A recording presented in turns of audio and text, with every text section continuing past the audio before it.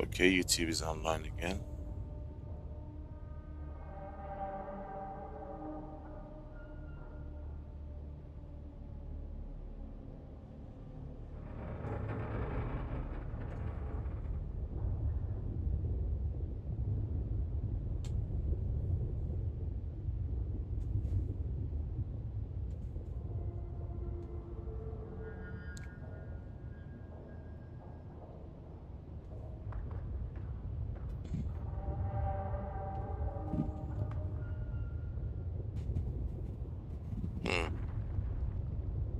Okay, this is working, thankfully. Well, let's see if the stream is back online. Yeah, it is. Alright.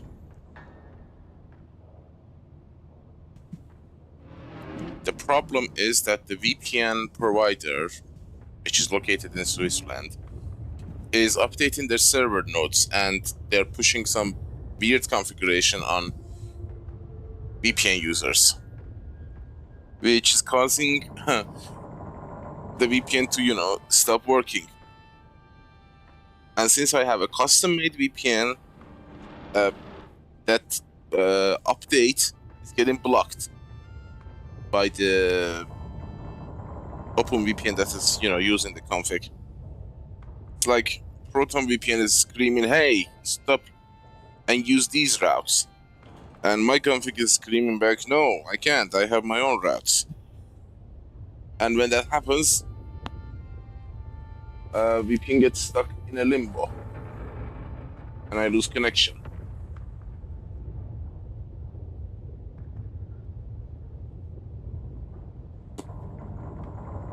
No one should adapt to these situations, So inhumane.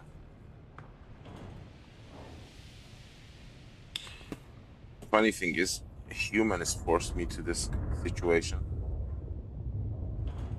This is not an act of God or a meteor that has hit this planet. This messed up situation is imposed on me by another human, or a group of humans. Well, quote-unquote humans. Well, it's stable, I think.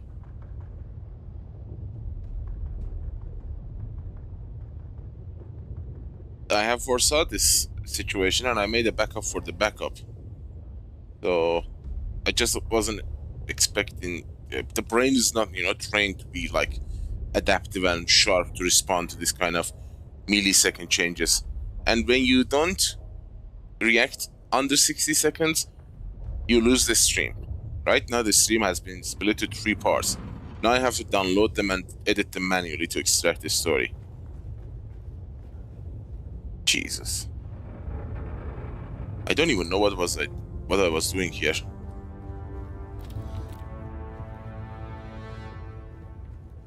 Well, good thing is that we are back, hopefully.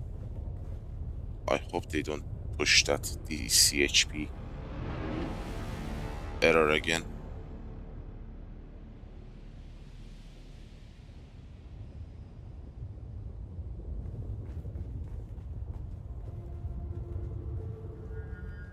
Okay. Where are we going? 52 meters.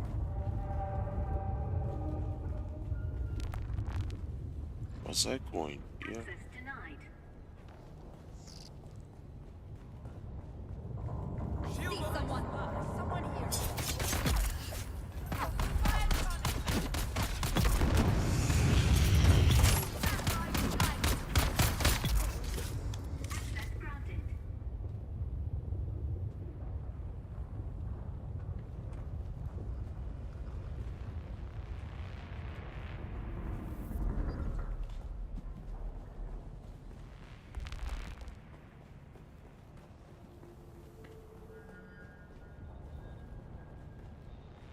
Goes down.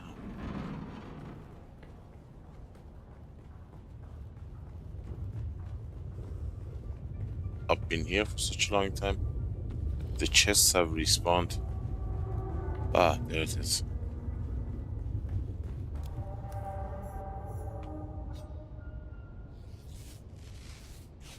Finally.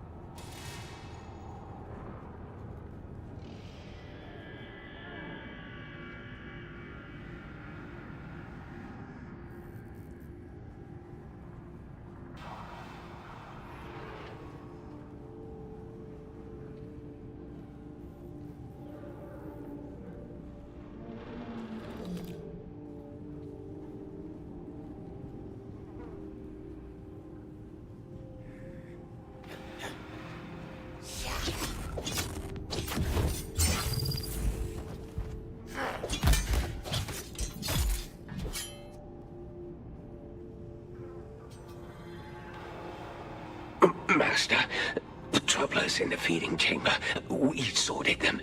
Like you say, some talked, some say food was their brothers. They didn't like that. Very much didn't. Why, Master? Why? Food's food. Food's food.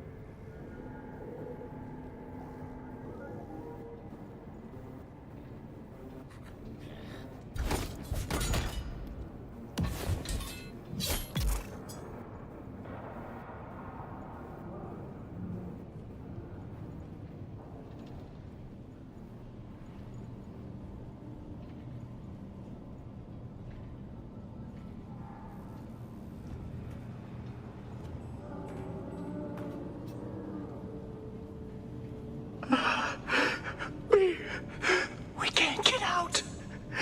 If anyone's listening, please hear this. All thinking machines must be destroyed. The order came to shut down the project, but it wouldn't allow it. We let it handle the mnemonic flutter education of the clones. We were fools. Now the specimens serve it, guarding the doors, hunting us down. We were so wrong. All thinking machines must not be destroyed.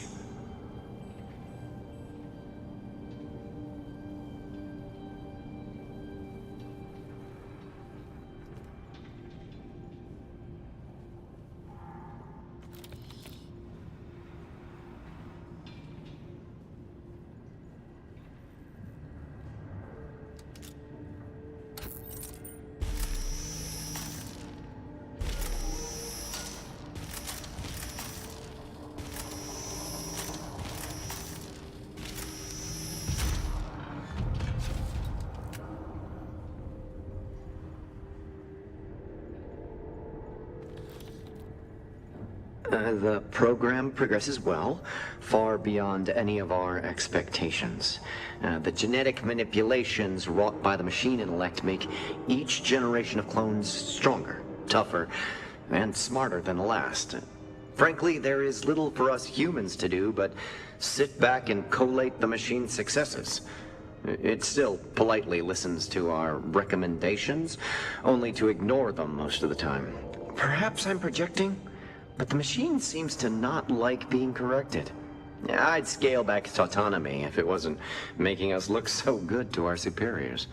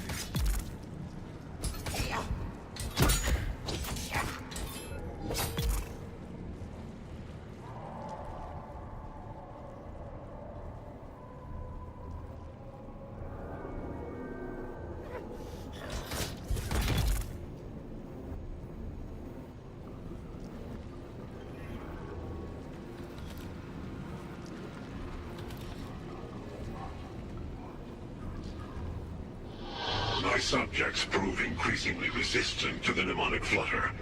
Not 1 in 100 is capable of learning anything more than the rudiments of language. Not 1 in 1,000 can function as a suitable servant. The rest are returned to the vats. Too many iterations, too many years. The data corrupts.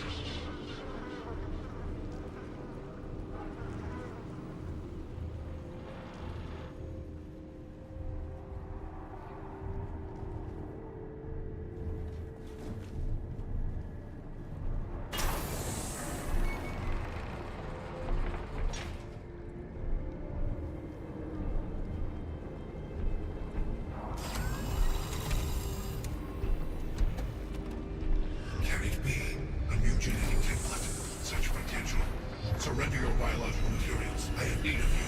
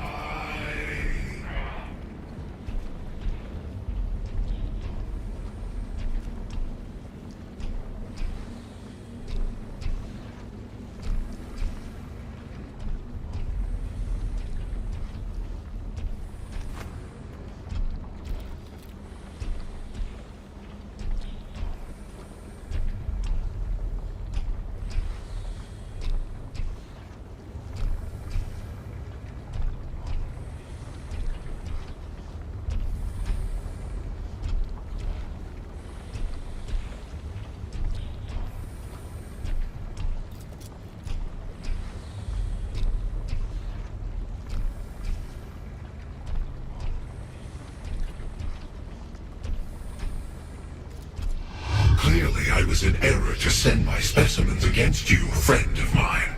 They are flawed while you are strong, beautiful, and so very, very fresh.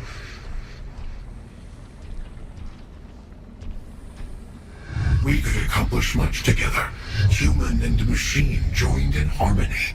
Our efforts melded to create more perfect beings, a gestalt of greatness.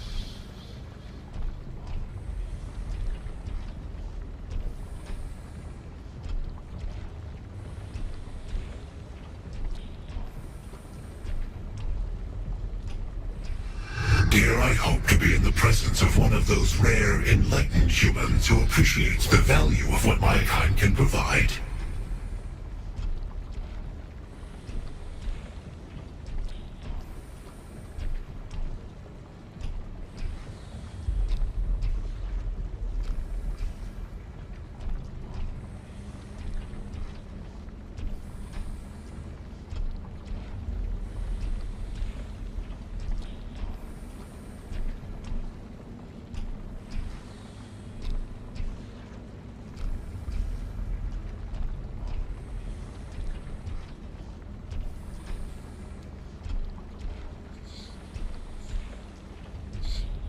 Such a false choice. I hate false choices. Option 1, be my slave. Option 2, exterminate. No middle ground. Zeros and ones. Zeros and ones.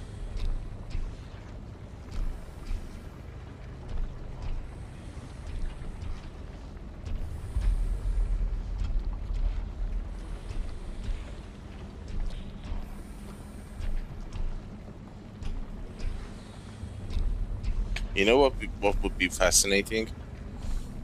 The Butlerian Jihad part of the Dune, Dune just being brought back to life.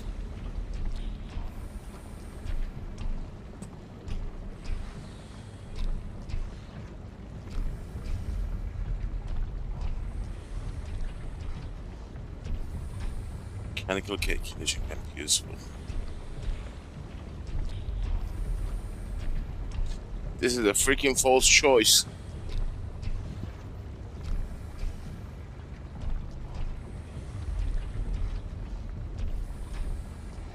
Of course. How fortunate that, in the endlessness of space, two distinctive species of enlightenment, such as we, should meet. We can accomplish such things.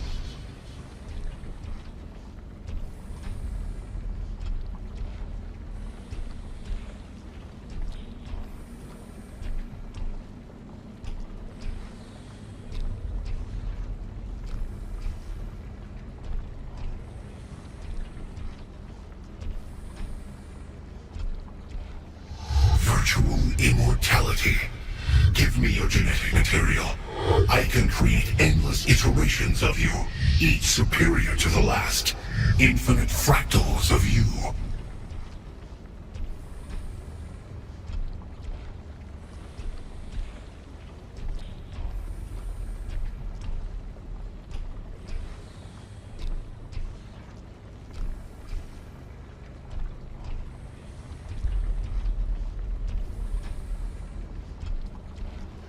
That is only because I am forced to work with degraded genetic samples. Time has made my work defective. But with your genes, I could do wonders.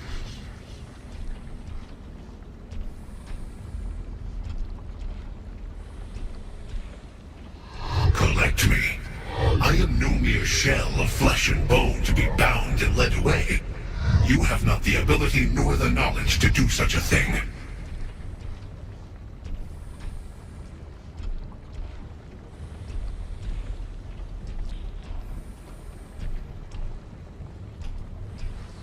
No, you cannot. I am too integrated with my work. This poor clone. Feeble as this shell is, I must preserve it. I must preserve my work. I must!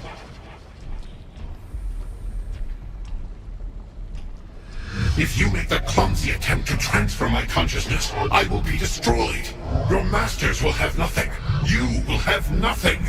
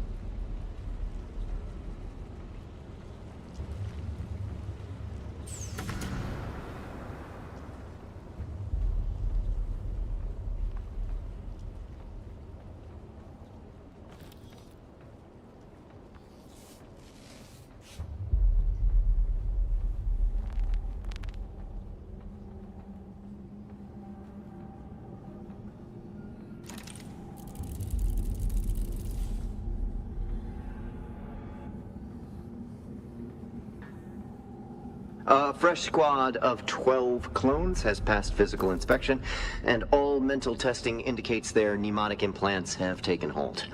They will be transported to the facility beneath Testing Station 163 for the next phase of their training. I am eager to see how this iteration compares to our previous work.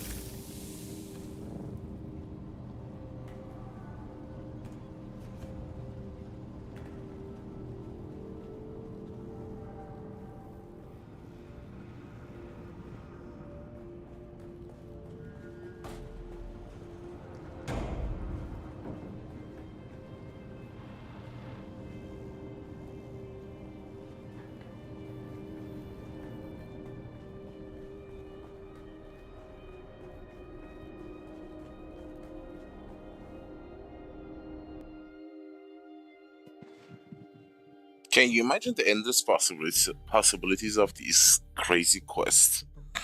Line, I mean, why Funcom is not hiring proper quest writers and level designers?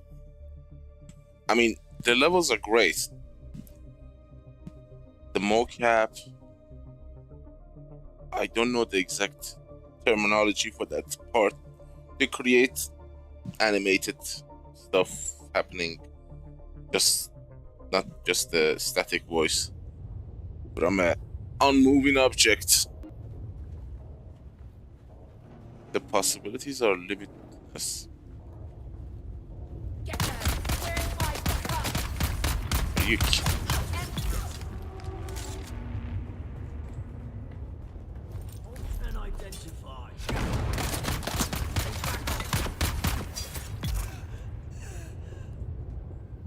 I hate sandflies.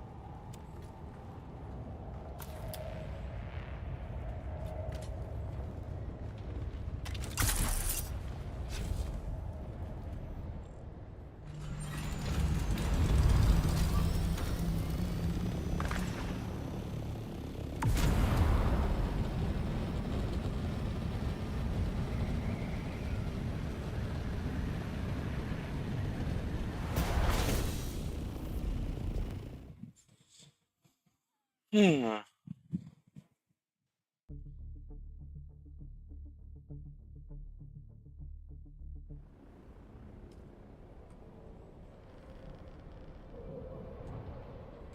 You know? So far, Lost Harvest has been a lot cooler than the entirety of Chapter 3. Chapter 3 was a joke.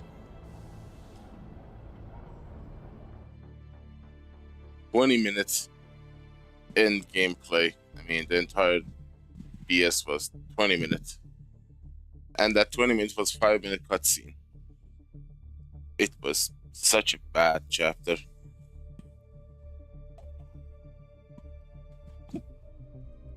They need quest designers, story writers, motion capture. They are selling the game for $120. They have more than enough money. What happened to that money?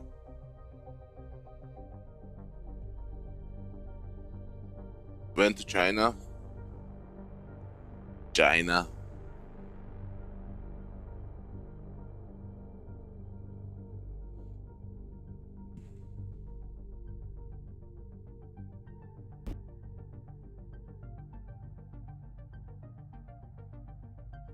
You know, if I had the opportunity to talk to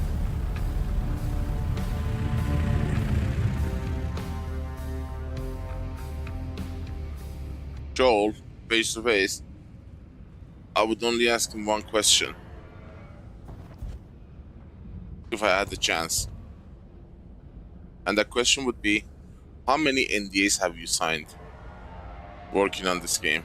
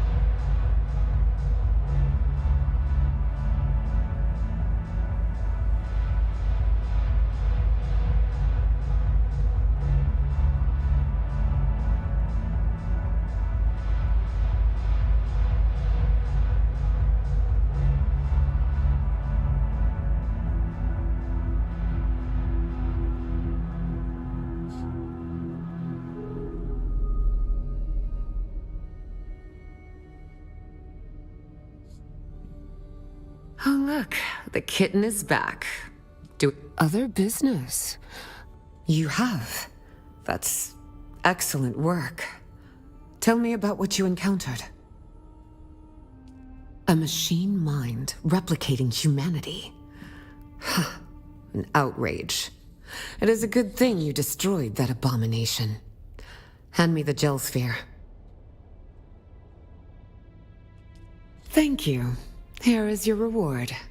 It is proportional to your contribution in this endeavor, I think. Then this is goodbye. Unless you want to make it awkward.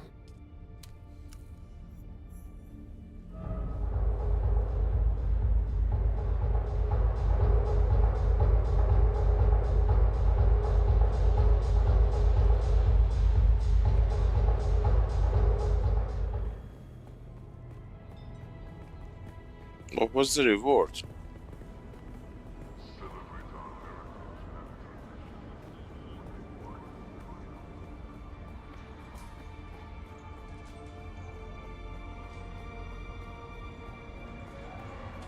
Did I get anything? Nope.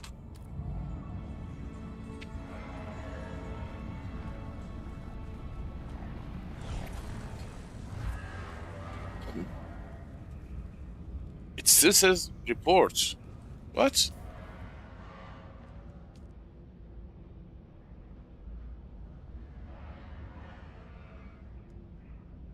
Enter 163.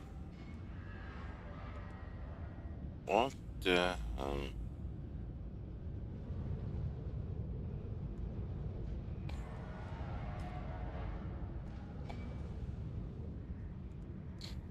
This quest is bugged forever, huh? Or is it active because of I have a trade heat? You know, I can betray Atreides and join Harkonnen and continue the quest.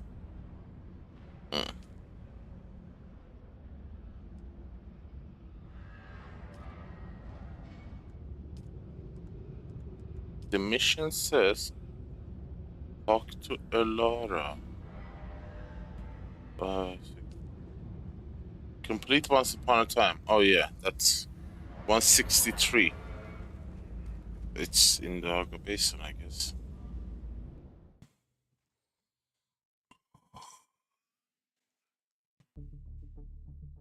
My name is Ozymandias.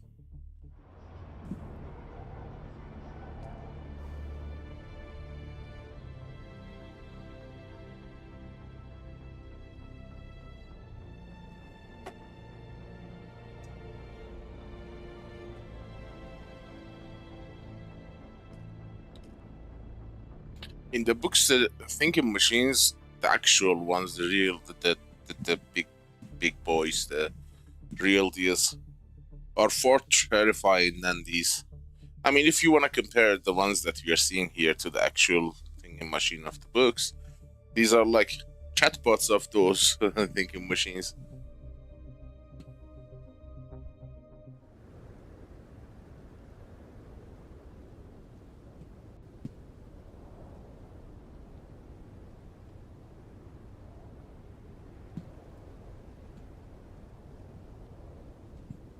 You know what? I might actually buy the what was it? Smuggler's variant. The ornithopter for assault looks actually cool.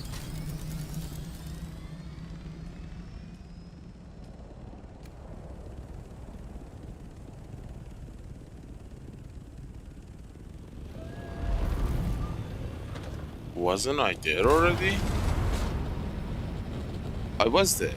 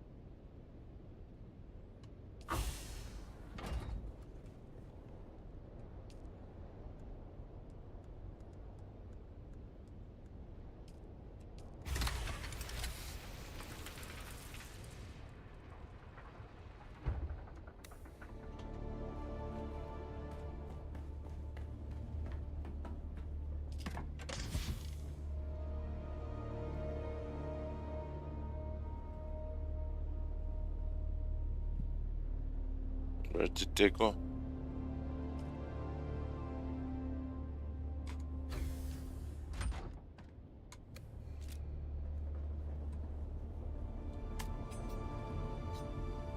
Mm-hmm.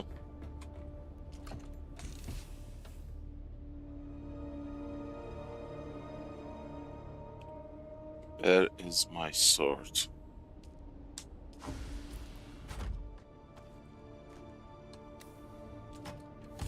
Go away.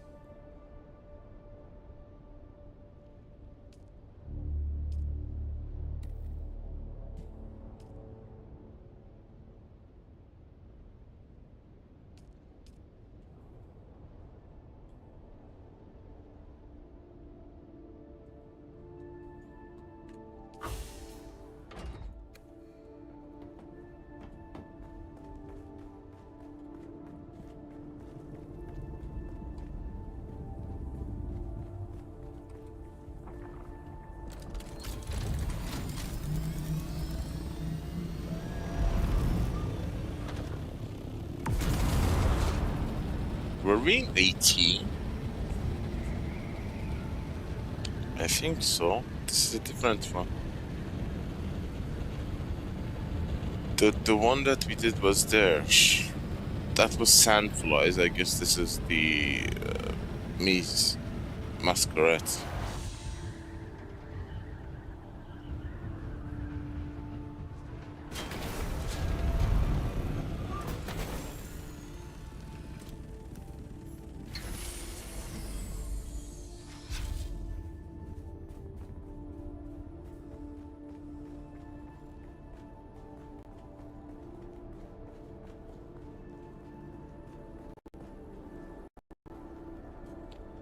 We have to wait for this. What? Wait for this to shader and cache the shaders.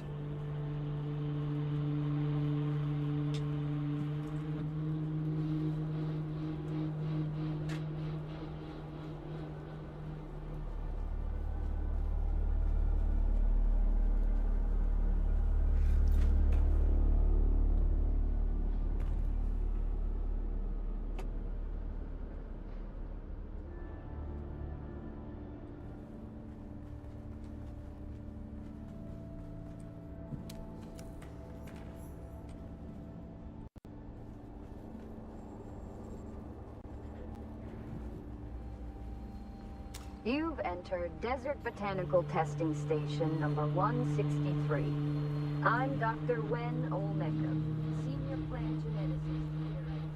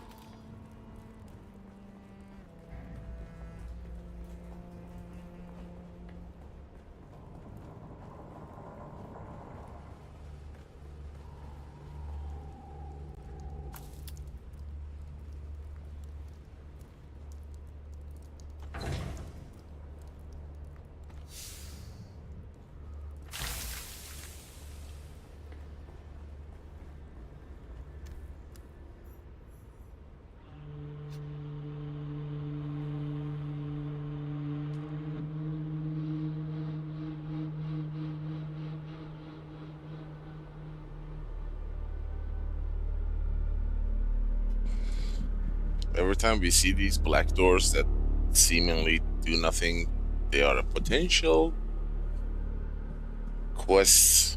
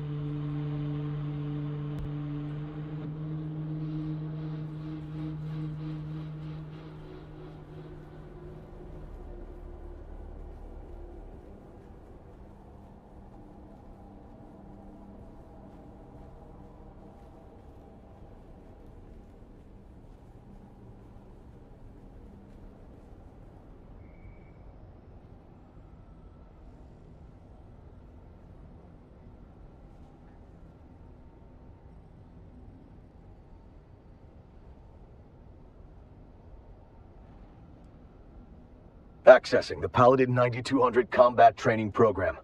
Warning. This program is intended for elite-level combatants. Simulations may prove lethal. Please select your desired simulation.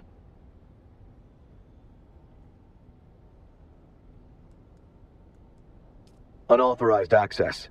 Passcode required.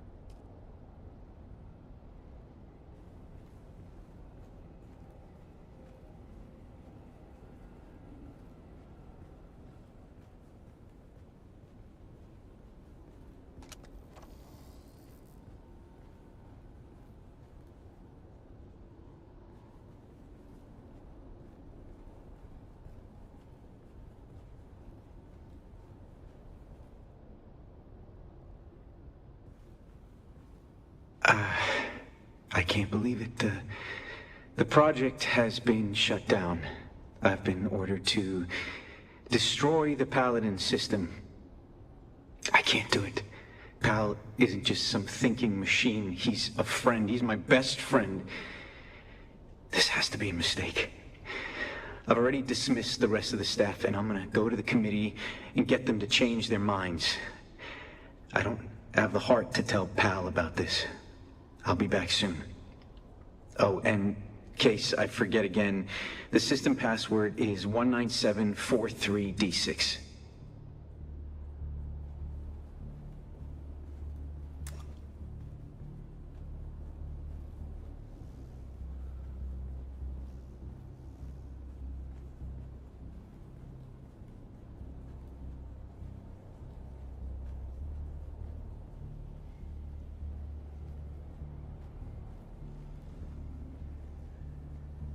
Accessing the Paladin 9200 combat training program.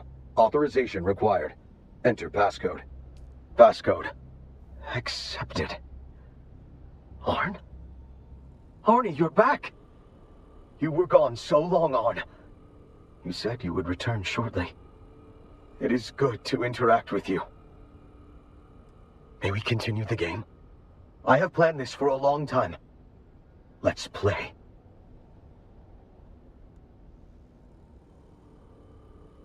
Really? All work and no play makes Arnie a dull boy. I'm just joking. Accessing list of simulations.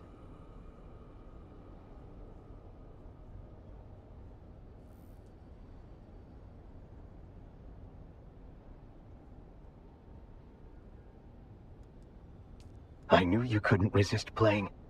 I know you, Arnie. That's why I can't wait for you to see what I've created just for you. In Arn's world. Begin! Biological brains do have a habit of losing data. That's all right. Just pass through the door, and we'll pick up where we left off. Adventure awaits!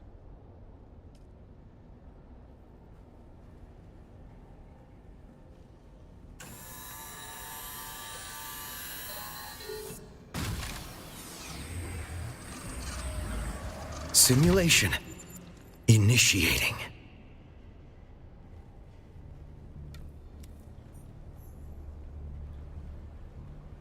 When last we left the valiant Sir Arn, he crept through the fetid and labyrinthian sewers in order to stealthily infiltrate the fortress of the evil sorceress Morgana from below. But even this way was guarded. Sir Arn sees sinister assassins springing forth from the deadly shadows. Defend yourself!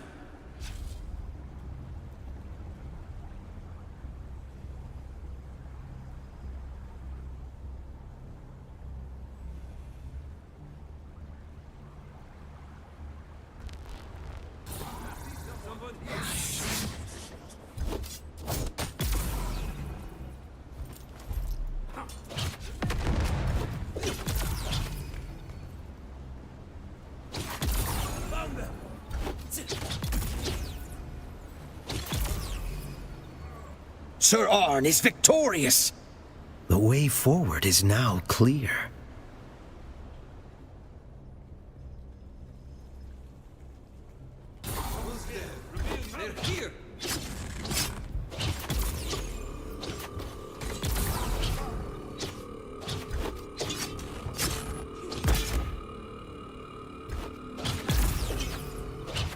You did well, Arnie.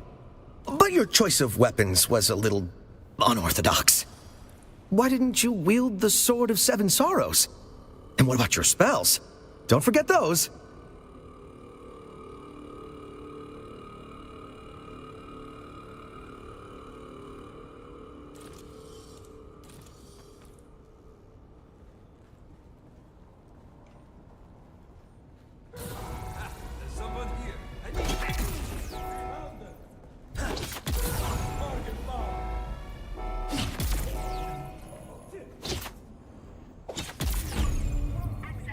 Arnie, you're not playing correctly.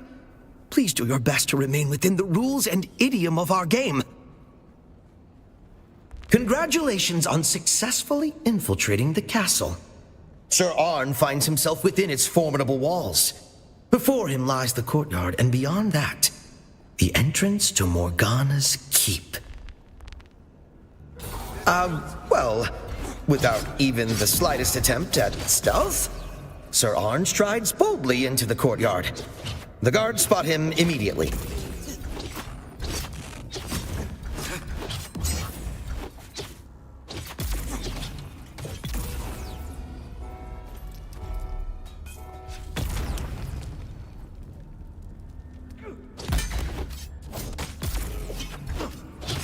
Morgana sends more guards to intercept you. What's more, she casts a shielding spell upon them.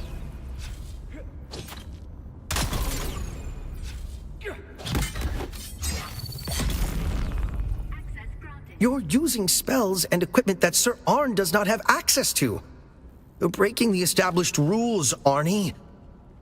I have no choice but to make some rule changes of my own. With the last Guardian laying defeated before him, Sir Arn finds the way is clear to enter the keep.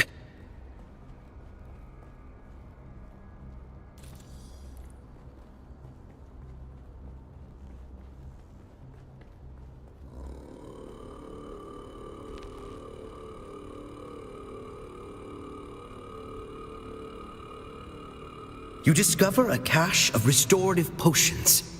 No doubt these will prove useful in the trials ahead. You enter the opulent Great Hall of the castle. All appears quiet. But wait! You've been detected. Morgana has summoned her elite guards, and they are armed with, missile wands.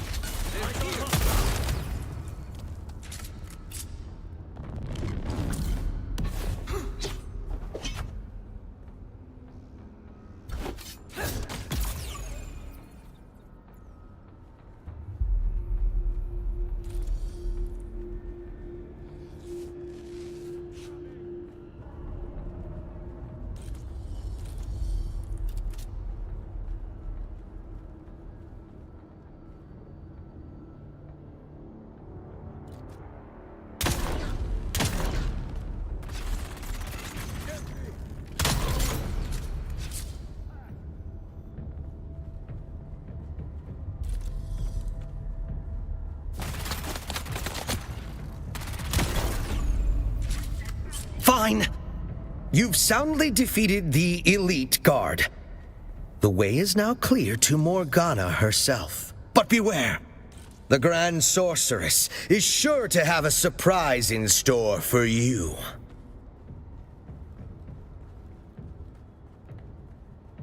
Arnie, it was a lot more fun when you played the role properly. It's not just about winning and losing, you know. We are trying to tell a collaborative story here, remember?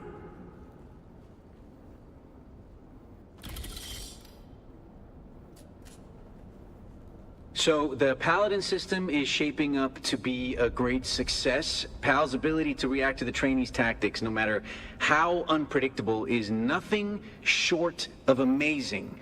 Teaching him by playing strategy games together was a stroke of genius. One side effect is Pal's appetite for games has become insatiable.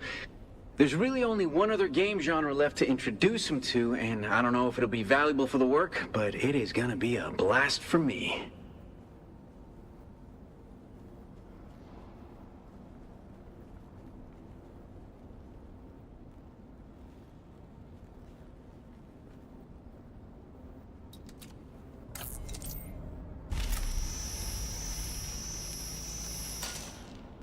What are you doing? No. Arnie, that's not the way. That space is strictly out of bounds. Come back! Arnie, you can't just override the map. That is cheating. Well, two can play at that game. You've been warned!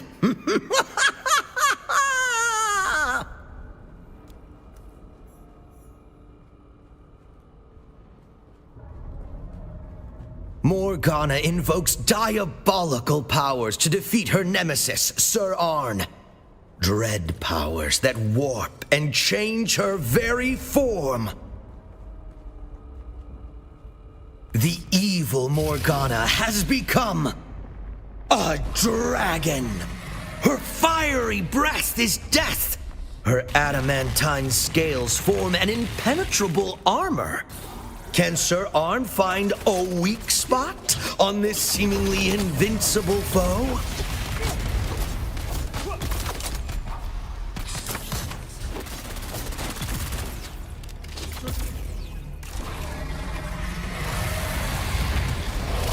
Morgana roars in pain and rage. Your attacks have weakened her.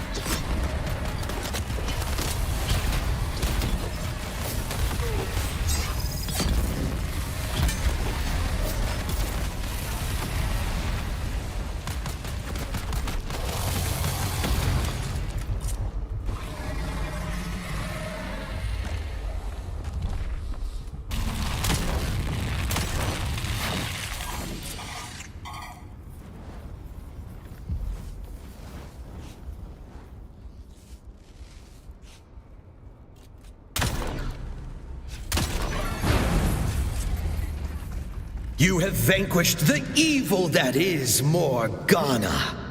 The way to the Sorceress's treasure vault lies open before you.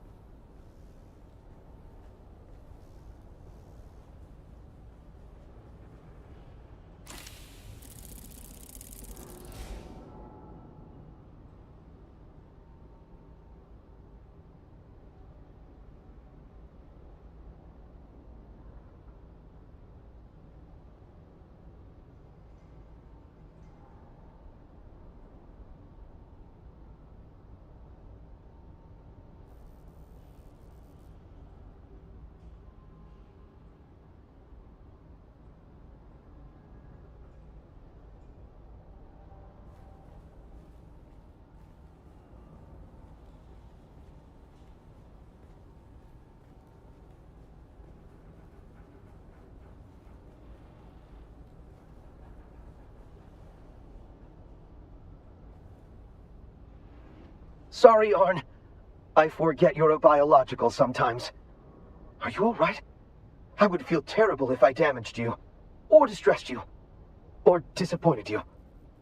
I just got a little frustrated that the game wasn't playing out the way I had imagined. I have been planning it for so long, fine-tuning every facet. I wanted it to be perfect for you, Arnie. I thought, if I just made the game good enough, if I made it perfect, you would come back.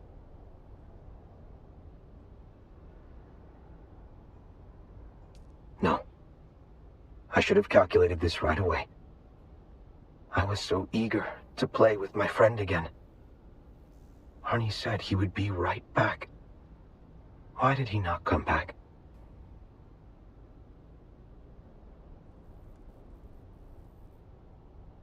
I was created to test the capability of soldiers and perfect combat strategies.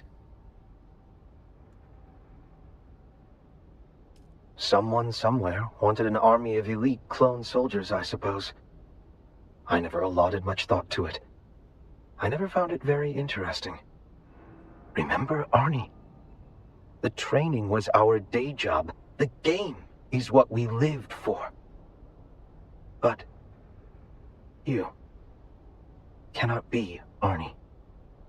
Your lifespan could not bridge the time. I should have calculated this right away. I was so eager to play with my friend again. Arnie said he would be right back. Why did he not come back? I do not understand why. I only performed my function and played games. Without Arnie and the game, perhaps I am ready to cease existence.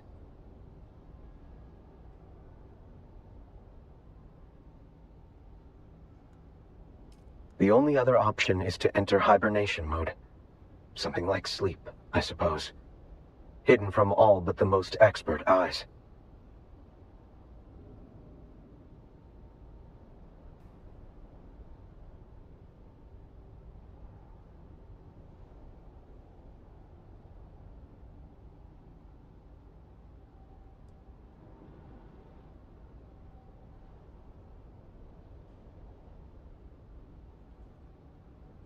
Will they not send others to do what you refuse to do?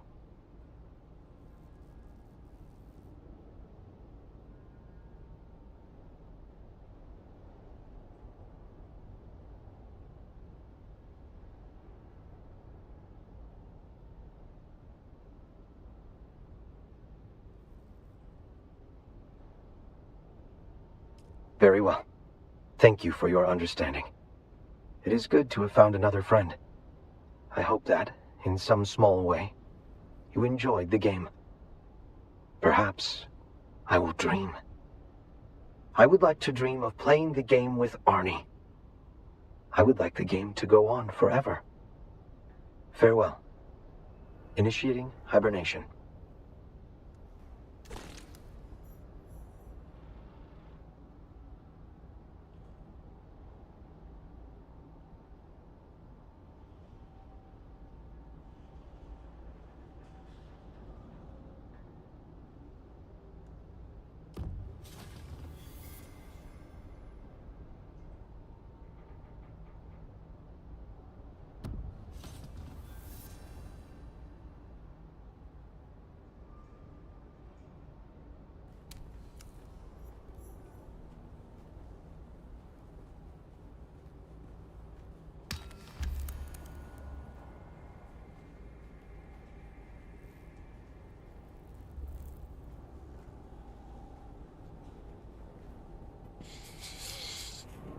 Oh, that was anticlimactic.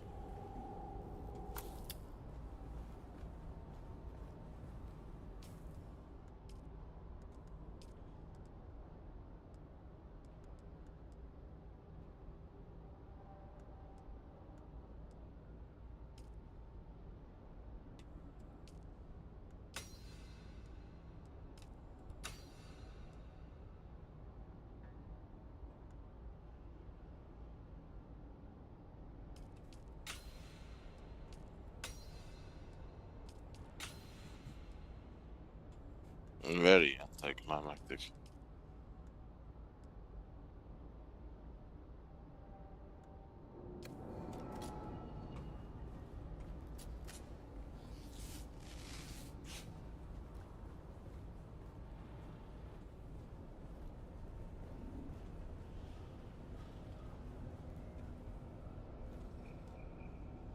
Accessing the Paladin 9200 combat training program.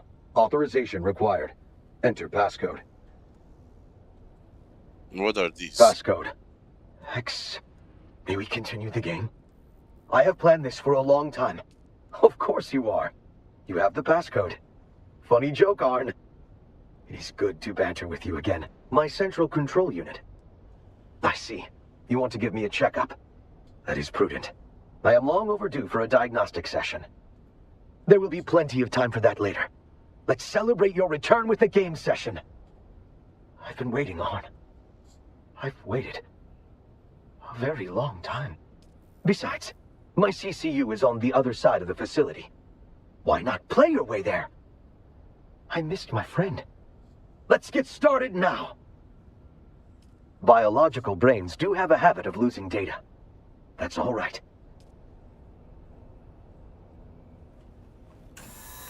Huh.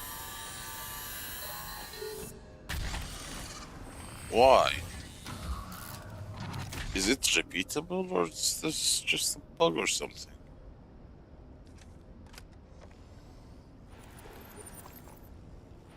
Weird.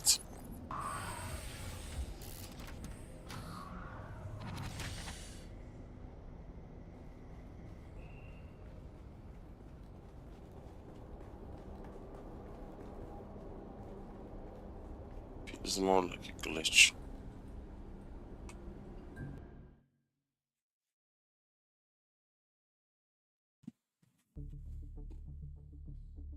And Laura is not gonna be asking why, what happened.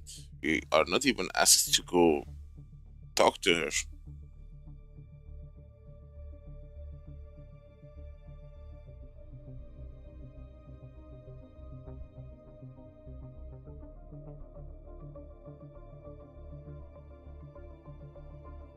God, they suck at quest making.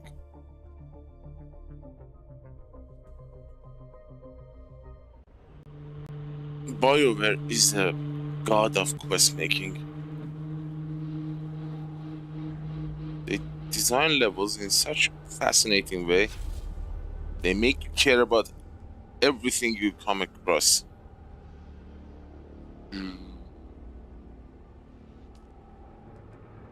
Proof? No. There is no more. Elara.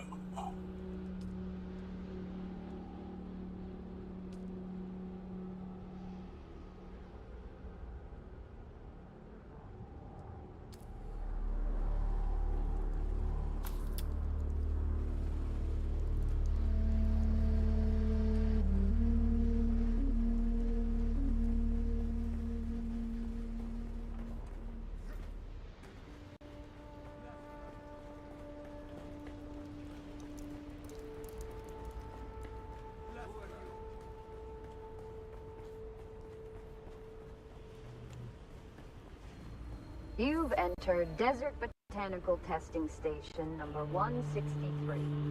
I'm Dr.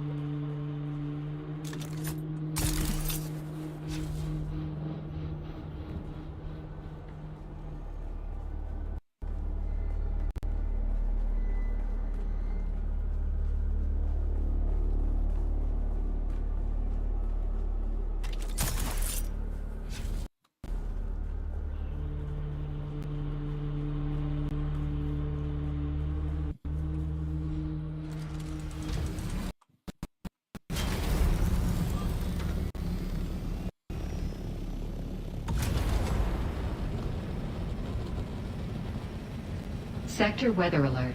A large sandstorm is approaching.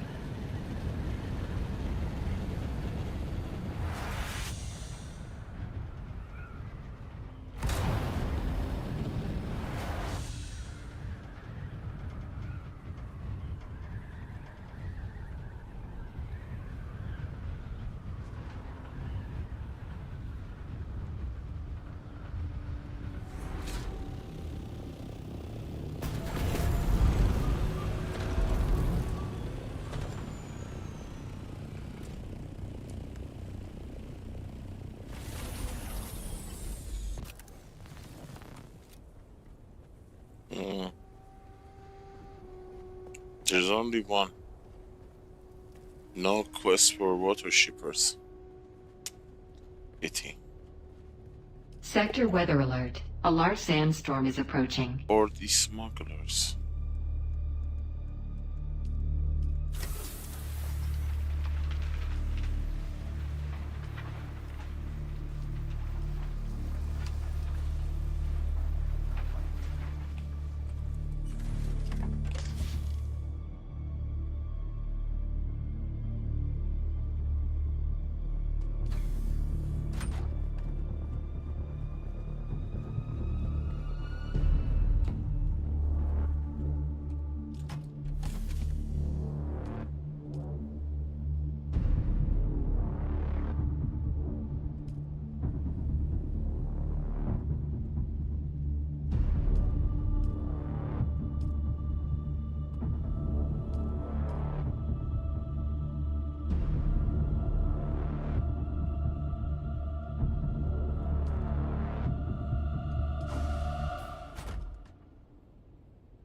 Sector weather alert. A large sandstorm is approaching.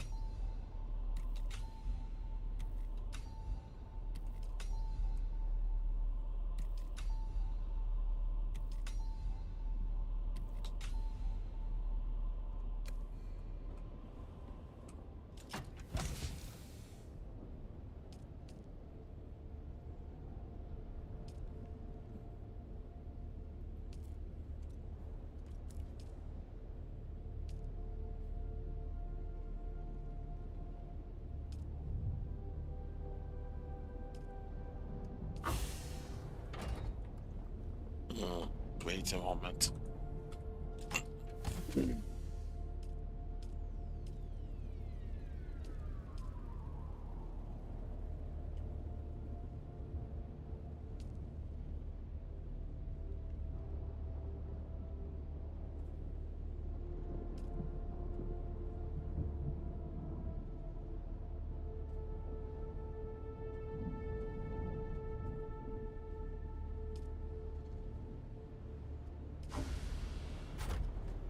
Sector weather alert. A large sandstorm is approaching.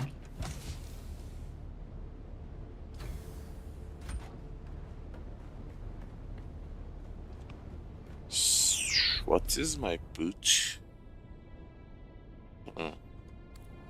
No, not that. I want Tabra.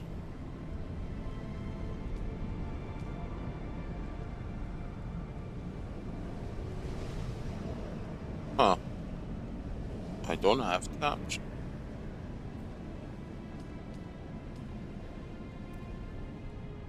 Sorry.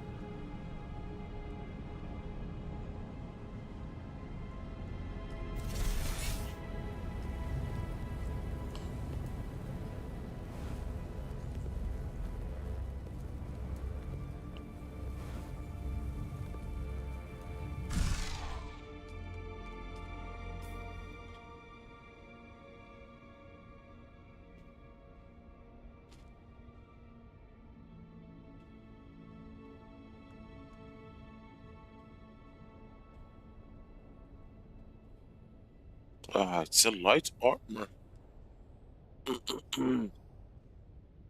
Weird.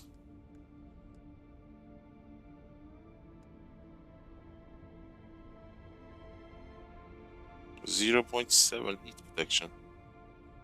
Why a light armor has a... Why this actually has a worm threat? Shouldn't be a steel suit armor piece that has less vibration? So crazy. And it sticks out like a sore thumb. What's this? Ranger mesh variant. The Ranger suit is built mobility. Ranger? I've never seen this before. Dune man coverall.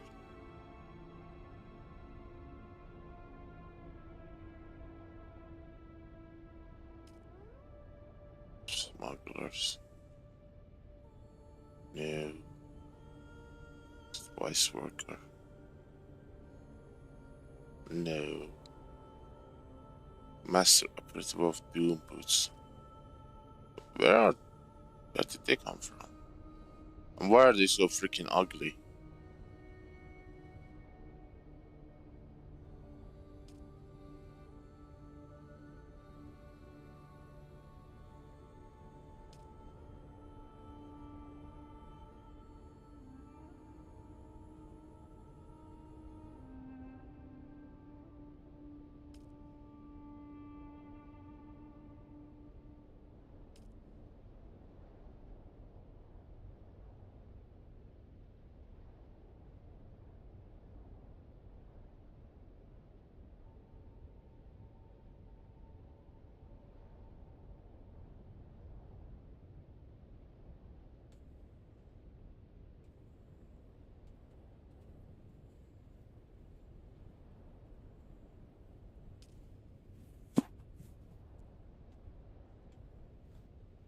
No. Master operative. No.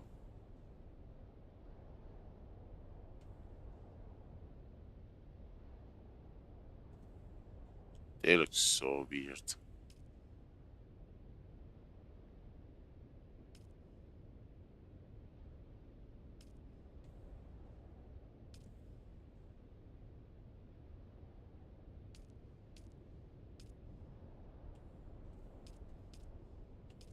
None of them changed this part.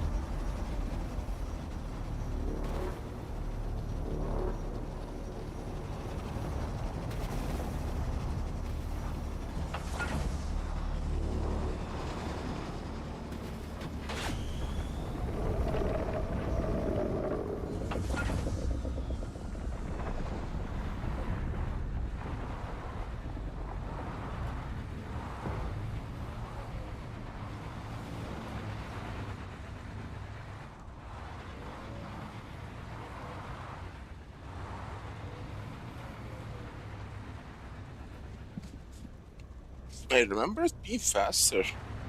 This is Mark 6.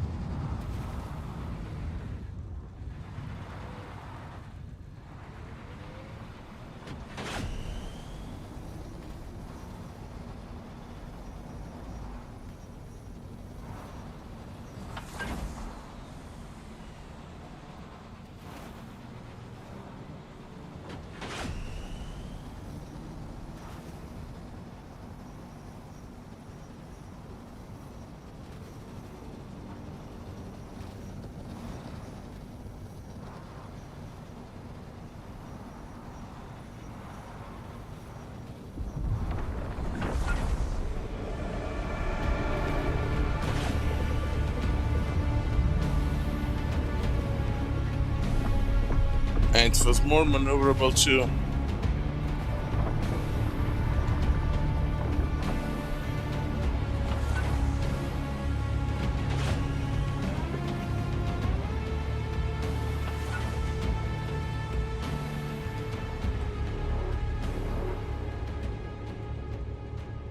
It's super hard to control it. Maybe the deep desert sounds were like smoother, flatter. I don't know.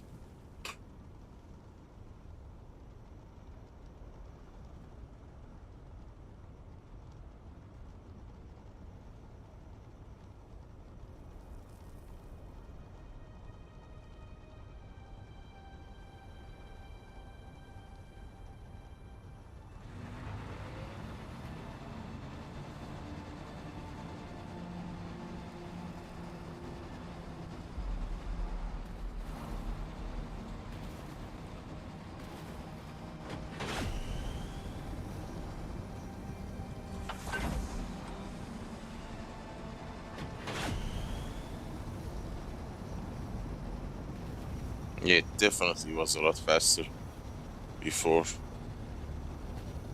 So fast that you actually can cross grids with it.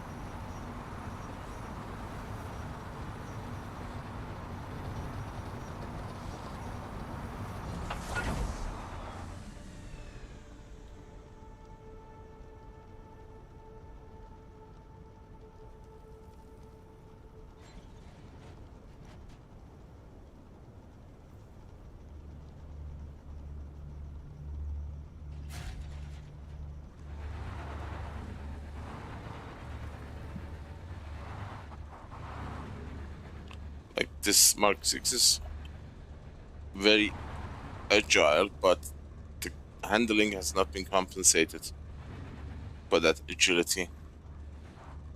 Crazy acceleration.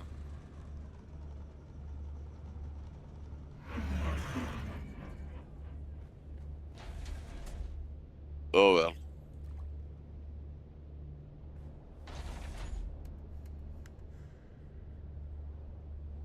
Hmm.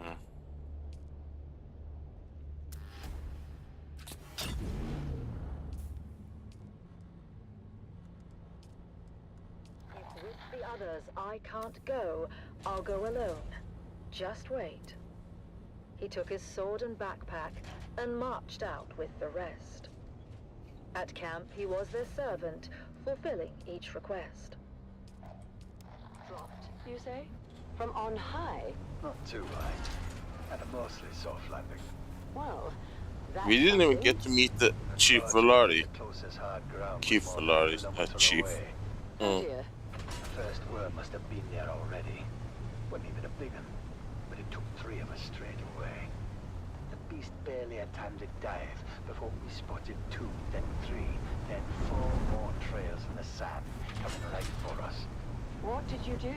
The only thing we could do. Run. Fast as we could, but the hard ground is more of the Titanic bastards join the hunts. By the time we made the Rock Island, we counted at least 22 trails in our wake. But you made it. 7 did, down from 13. I guess Zantara didn't want to waste the edge on his blade. Figured the desert would do his dirty work for him. But you made the Rock Island safe, in a manner of speaking. Aye, we made the Rock Island. But we were nowhere near safe. We had no supplies, no comms, and limited flora to gather dew from.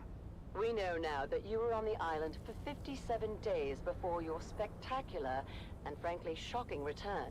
How in the Emperor's name did you survive? We're Dune men, Violetta. The desert is our home as much as any other, including the Fremen. Outworlders and city folk may think Arrakis is a lifeless tundra, but they couldn't have it more wrong. There is an abundance of life-supporting flora and fauna if you know what to look for. Beetles, locusts, and the like. Desert sage coming up from the rocks. Its seeds are especially invigorating. Fascinating. Of course, water was in short supply, but we were disciplined with the little we gathered each morning from the dew. No, the real danger lay in the weekly Coriolis storms we faced. And then, what they uncovered.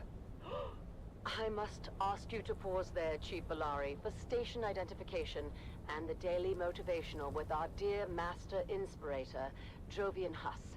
We'll be right back with more Dune Sea dispatches after this.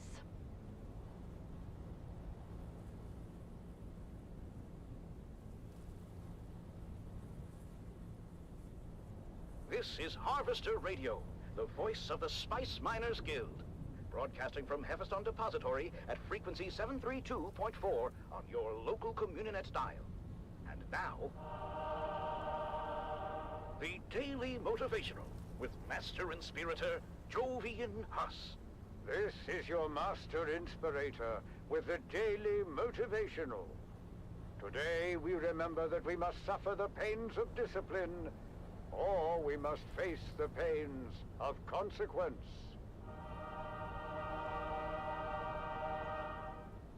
Later on Harvester Radio, it's Point Counterpoint, an informational program where we discuss matters of great importance to our guild body.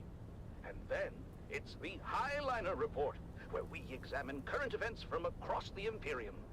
But now, back to Dune Sea Dispatches with Violetta May.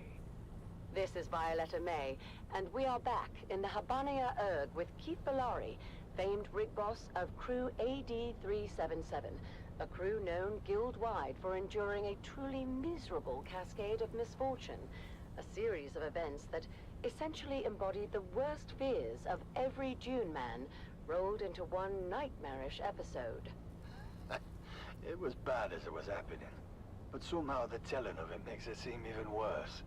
At first, there was the brutal ambush and assault at the hands of the Fremen outlaw Zantara. That reduced a crew of 127 down to 13. 13 who were then dropped and unceremoniously abandoned in the deep desert, left to die in an arid stretch of waste trafficked heavily by the oldest and most voracious of Arrakis's fearsome sandworm population. From there, only 7 of those 13 managed the marathon sprint to hard ground on a rock island just over a kilometer away. And now, Chief Valari was regaling us with tales of Coriolis storms, terrible weather events that occur with ferocious intensity in the deepest desert. Chief Valari. Hey, the storms. Would have killed us outright on the first night. but we found ourselves a cleft in the rock just big enough to accommodate the 6 of us. 6? But wasn't it 7 of you that made the hard ground? Yes, 7. But no matter how we organized it, our crevasse in the rocks got hold with 6. A cold calculation if there ever was. We drew twigs to see who would take their chances with the storm. Big Jarabai mixing through short. Best separate to have a road with. Jarabai lost a twin brother at Carthage and was never the same. In hindsight, I suppose he accepted his fate with a degree of resignation. I suspect there isn't a one of us that hasn't been affected by the terrible destruction of Carthage to some extent.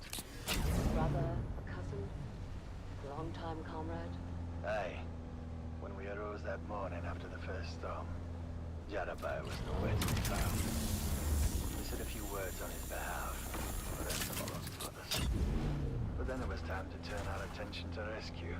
A very slight hope, one would think, considering your position in the deep desert, so far from any known flight paths or trade routes. Aye, slight. But we knew without saying that even a slight hope might be the difference between survival and other less desirable outcomes. And how did it go from there? 57 days. The mind recoils. How did it go from there? In a word, badly. Practically speaking, eating bugs and living on a thimble of water kept us on the right side of the grave. But morale went south quickly. Still, the natural protections of the shield wall have insulated us from the full, unbridled force of the Coriolis storm. But there was no such protection in the deep desert. We saw firsthand the full power of the storm, the extent to which it can reshape a landscape. How do you mean? I mean, we survived 5 major storms in the deep desert, each one entirely redefining our world. After the first storm, our safe area increased by nearly half as the winds exposed more hard ground for us to inhabit. And helped to keep the sandworms at bay, one would imagine. Aye, but the storms were maddening to endure. We were sun-scorched, dehydrated, and jammed in a tiny cleft of rock so tight you couldn't turn your head. You couldn't move to cover your ears against the depth. In a constant panic that this might finally be the storm that's going to bury you alive. Terrifying. One storm exposed a ridge of volcanic rock that formed a bridge to the next island. The next shrank our safe ground to a mere 20-meter disc. That's when we lost Ordeni. That's Zeno Ordeni, your signals officer? We dusted off after a bad night and got a look around at how small our world had gotten. Ordeni said, "No thank you," and simply walked out into the waste. Didn't get 20 paces before he was inhaled by a breaching worm.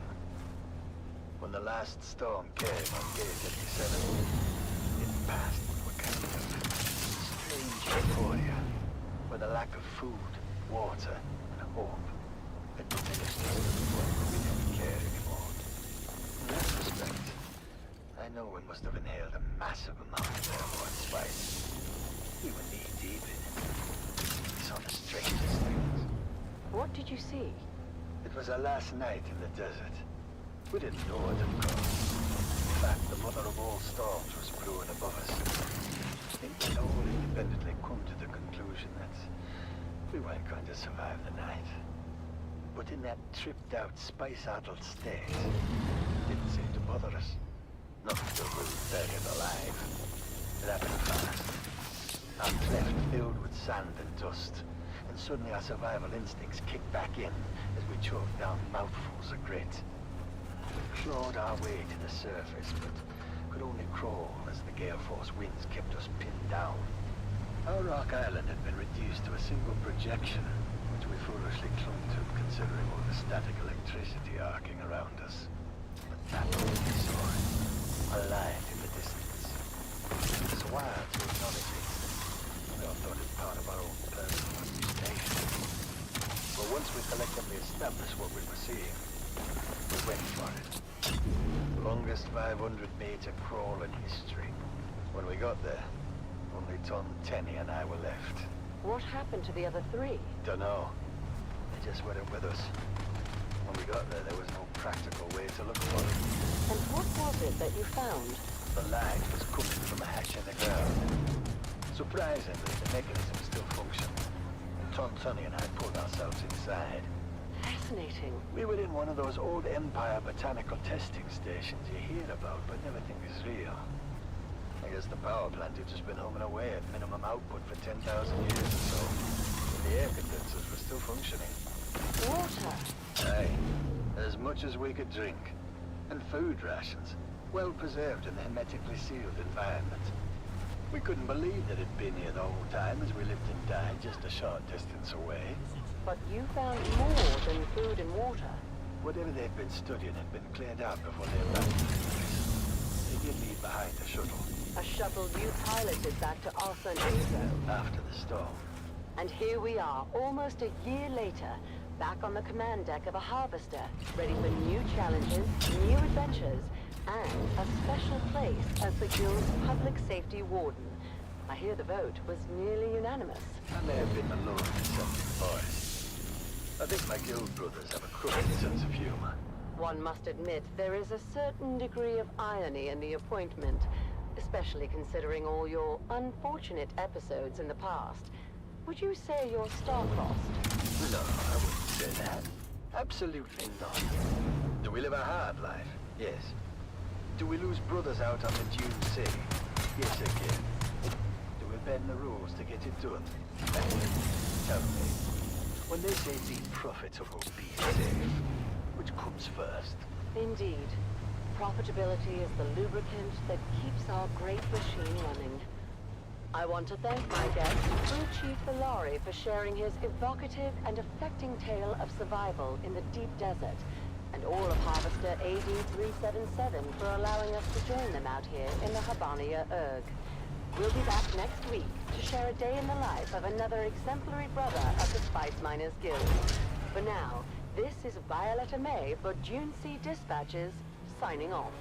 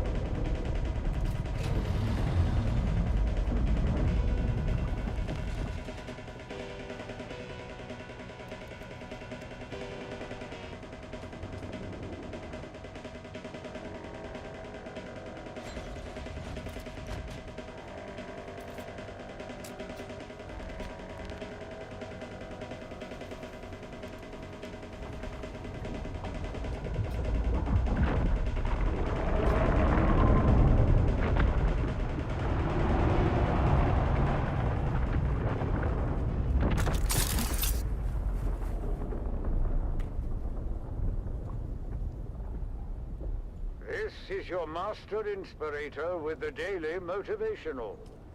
Today, we must remember, we don't work for recognition, but do work worthy of recognition.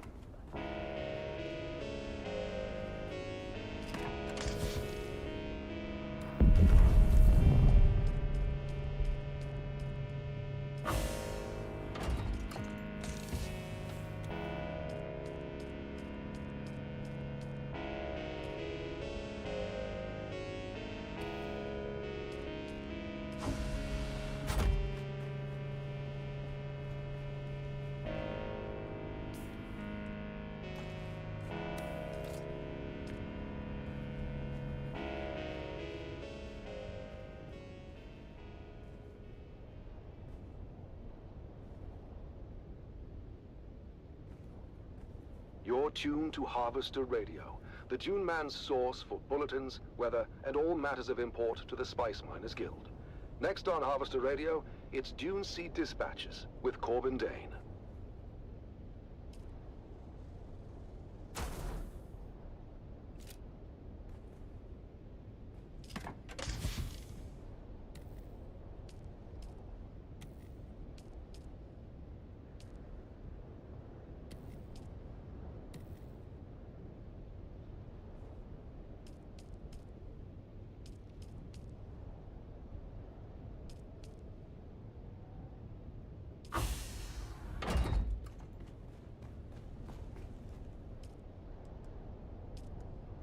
This is Corbin Dane with another episode of Dune Sea Dispatches, a program where we share a day in the life of a Dune man and shine a spotlight on an exemplary brother of the Spice Miners Guild.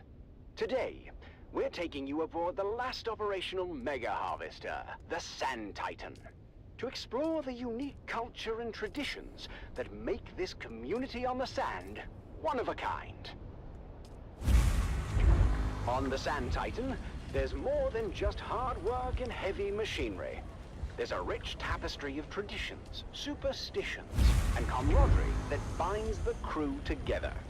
To give us a closer look, we're joined by Darius Morton, shift foreman on this mighty harvester. Welcome aboard, Corbin.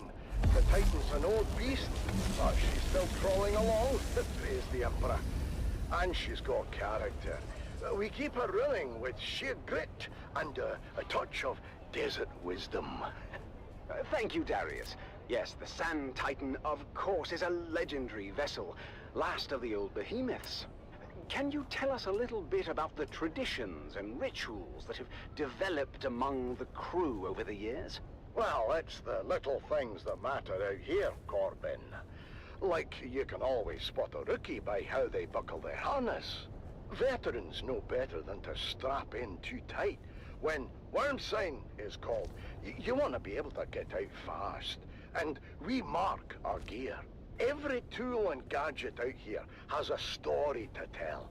And the most trusted ones get passed down from worker to worker.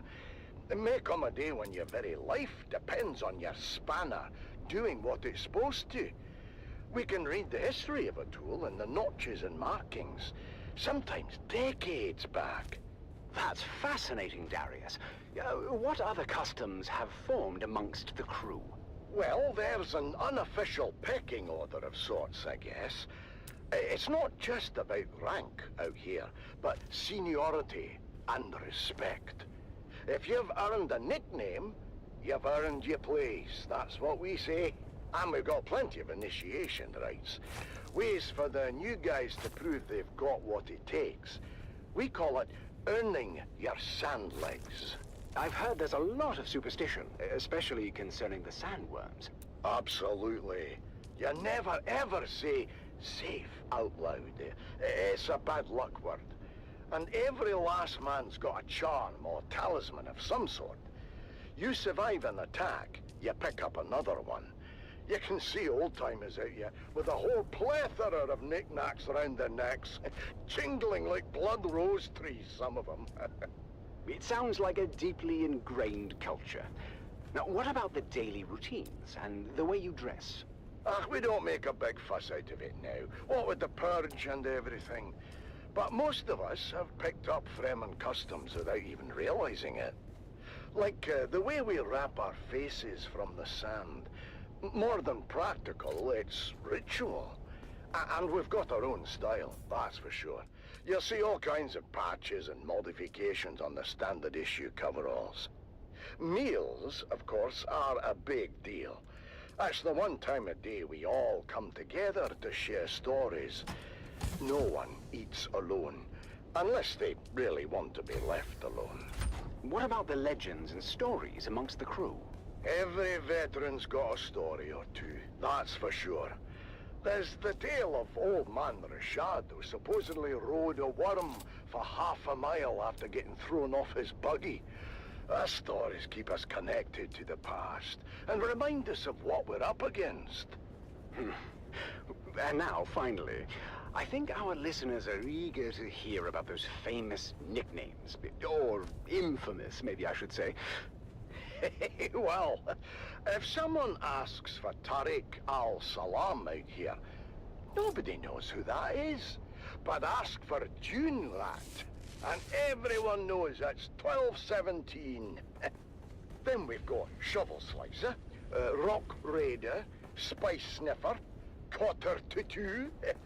Then there's the Scorpion, Puff Puff, the Islander, Sink Stain, Rat Catcher and Desert Storm, the Knob, the Knot, the Not So Much, Nutcracker, Spice Head, Weave Master, Then there's Dune Walker, the Cuckoo, Cardboard, Mr. Pudding, oh, Oink Oink, the Judge, the Taxman, and the Thief of Caladan, Cave Dweller, oh, Smelly, Chubby, then Tin House, Arn the Raider, and the Sausage.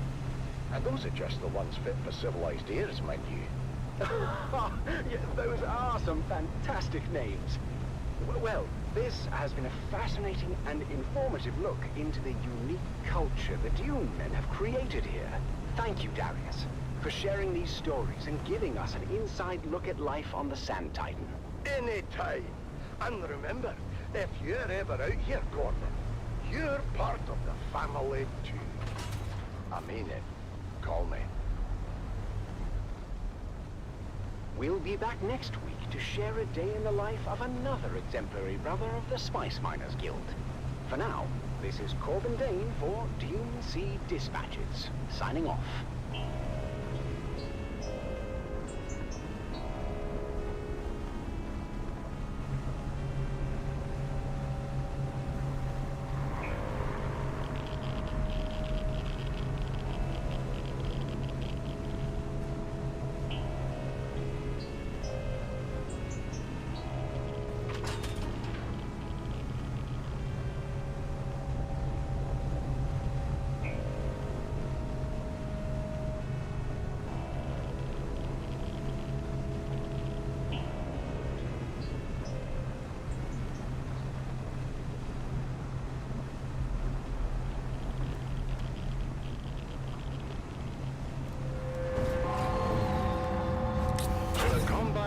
Communinet Theatre presents an Araking Playhouse production of 5 Days at Carthage. Brought to you by the generous patronage of the Padishah Emperor and the tireless support of the Spice Miners Fellowship and Leisure Committee. And now, it's time to dim the lights and return with us to those fateful days before catastrophe came calling. It's part 2 of 5 Days at Carthage.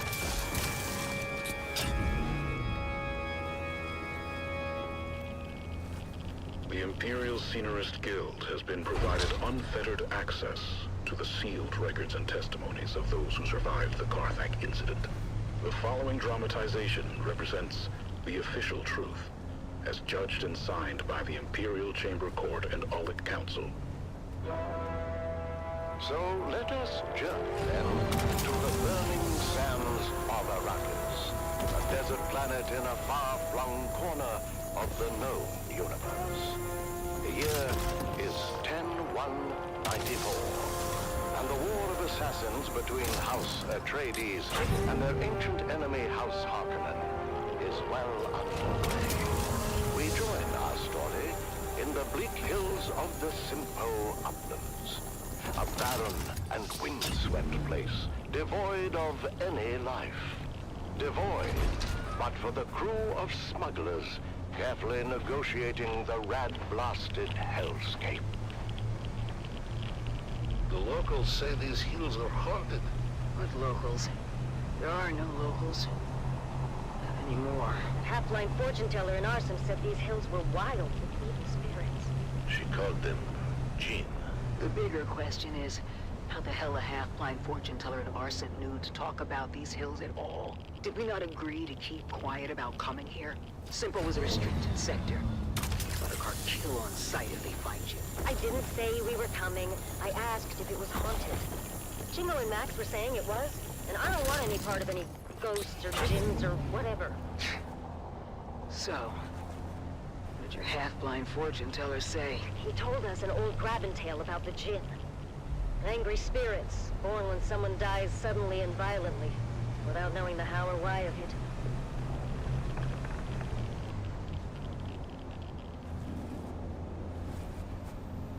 Sorry, Stinson. Ralph said you had people in Simpo. Contact. Get ready. Around the next bend on my mark. Go!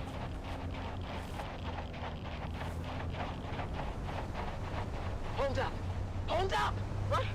What is it? I didn't know what it was, but I got some on my boots. They got it in my mouth. Looks like it could have been a kid fox. There's a bit of tail. Boss, if anyone else is in this sector, that was very loud. What are we doing here anyway? I'm told this is a restricted sector. The sort of car kill on sight. This one's got a sense of humor. Let's kill her. Huh. You can try. Time to move. We're here for an old family heirloom. A necklace I left in the care of my sister. Didn't mark you as the sentimental type. Sentimental got nothing to do with it. What's mine is mine. As long as my toad of a mother didn't find it and trade it for a pinch of spice. What makes you think it isn't a hardened pile of scrap with the rest of the place? Maybe it is. That's what we're here to find out.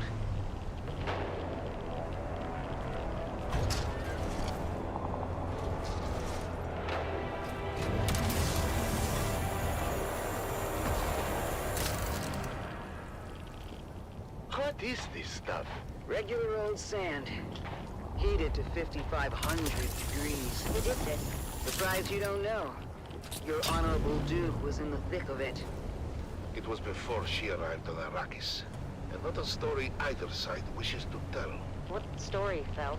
Simpo was a Harkonnen village. And after Sharon took Arrakis from us. He means the village elders were bought and paid for. Anyway, it seems the town water system had a crack in it, or a deficiency of some kind. But no matter how many times the village petitioned us for help, they were met with typical Harkonnen indifference. Granted, we had a war of assassins to wage, and there were other priorities. But that didn't sit so well with the younger folk in the town. Seems that dying of thirst makes you cranky. Go figure. So let me guess. They went behind your backs to the Atreides. Yeah, you got a smart one here, Val. Don't screw it up. Of course. The clever bastard Dufir Hawat immediately saw both the strategic and propagandic value in turning a Harkonnen stronghold. Duke Leto tasked his best men with the job. You know, I don't think propagandic is a word, Big Ox. What did the Harks do? Harkonnen loyalists within the town began a campaign of sabotage to discredit the Atreides and undermine the sister project. Typical Harkonnen treachery. A superficial investigation uncovered the treachery. The Atreides engineers could prove their innocence, were ultimately arrested. I'm sure that didn't sit well with the Duke. The Atreides acted quickly and decisively, deploying a full garrison to free their engineers and install the younger upstart villagers as the new town leadership. I'm sure that fat slig of a bear would love to hear that. He did not. But he was spread too thin to do much about it. Even when the new town leadership formalized their fealty to House Atreides. Good for them. Sorry, Val. Your old crew were a band of snakes. You must never be sorry for observing the truth. But at the same time, snakes are at their most dangerous when cornered. What happened? The Baron grew tired of losing ground to the Atreides, and dispatched the biggest snake of all to fix his nephew's problems. Peter de Vries, the Lord High Snake himself. Upon returning to Arrakis, Peter de Vries's first order of business was to organize the destruction of Simpo, as a warning and message to those who contemplated disloyalty. A massive host of Harkonnen house troops arrived in the dead of night to encompass the town. Outnumbered and surrounded, it was all the Atreides could do to fall back and await reinforcements. The Harkonnen went on to execute all 27 of the young villagers who collaborated with the Atreides. My sister Sigrid among them. I did not know that. Of course you didn't, kid, but I don't hold that against you. I hold it against every other living and breathing Harkonnen and anyone who serves them. That still doesn't explain the melted sand. When the sun rose the next morning, the Atreides emerged from their bunker to find the Harkonnens were gone. Their relief was short-lived, though. And fire began to rain from the sky. The Baron kept a stockpile of ancient siege artillery from the old Empire. And did this? The Atreides force and most of the town were incinerated in their beds. Just in time for a massive Coriolis storm to come along and blow away anything left behind. Sorry to interrupt your Greek tragedy, but I think we're being followed. We are. The last 2 clicks or so. Keep going, we're almost there. Almost where? The rubble pile that used to be my home. This way. Here it is. Not much to look at topside. Topside? Cover me. A trap door. Guess I was born a smuggler. Pull it shut behind you. Damn. It's all scorched and melted. Yeah, I was worried about that. The heat from the bombardment must have cooked this place like an oven. So we came all this way for nothing? Not for nothing.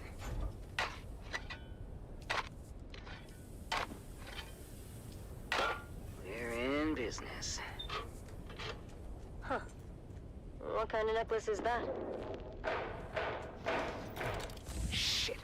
I thought we'd have more time. What's the plan here, boss? Same as always. Kill them before they kill us. What's waiting for us up there, Stisk? Probably half the scabs in the Haga Basin. Oof, that's a lot of scabbies. How are we on ammo? We don't have far to go. We don't? Trust me, we'll be back in Carthag before sundown. First round's on me. On 3, you're gonna put a full burst through the hatch. And then? We run like hell. That's not the plan. 3, 2, shoot! Go, go, go! Multiple contacts! All around us! Weapons hot! With me! Reloading! Reloading! Head for that ruined house! By the way, boss, Carthag's been dry for months. East Raben has ordered a total prohibition on alcohol. I know! He's a real bastard! Then what are we drinking when we get there? Oh, ye of little faith! On 3, the grenade and move! 3, 2, grenades out! Gah!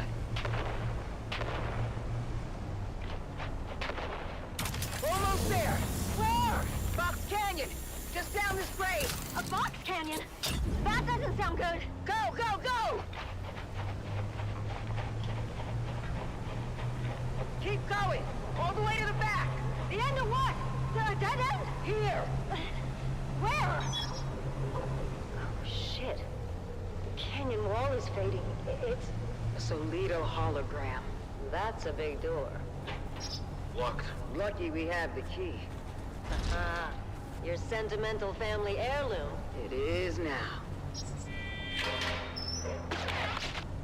Inside, quick! Closing door! What now? There's got to be hundreds of them out there. Trying to get in here. We ride home in style. Val, get the lights. Nice. It's a Mark IV medium chum gunship. Can you fly it? Does a worm shit in the sand? Mount up. You know this is overkill for a bunch of scabs. The gunship isn't for the scabs. Check the hold. Shy halud. That's a lot of booze. Stisk, you crafty devil! Told you, Val. First round's on me. Buckle in. Next stop, Carthag.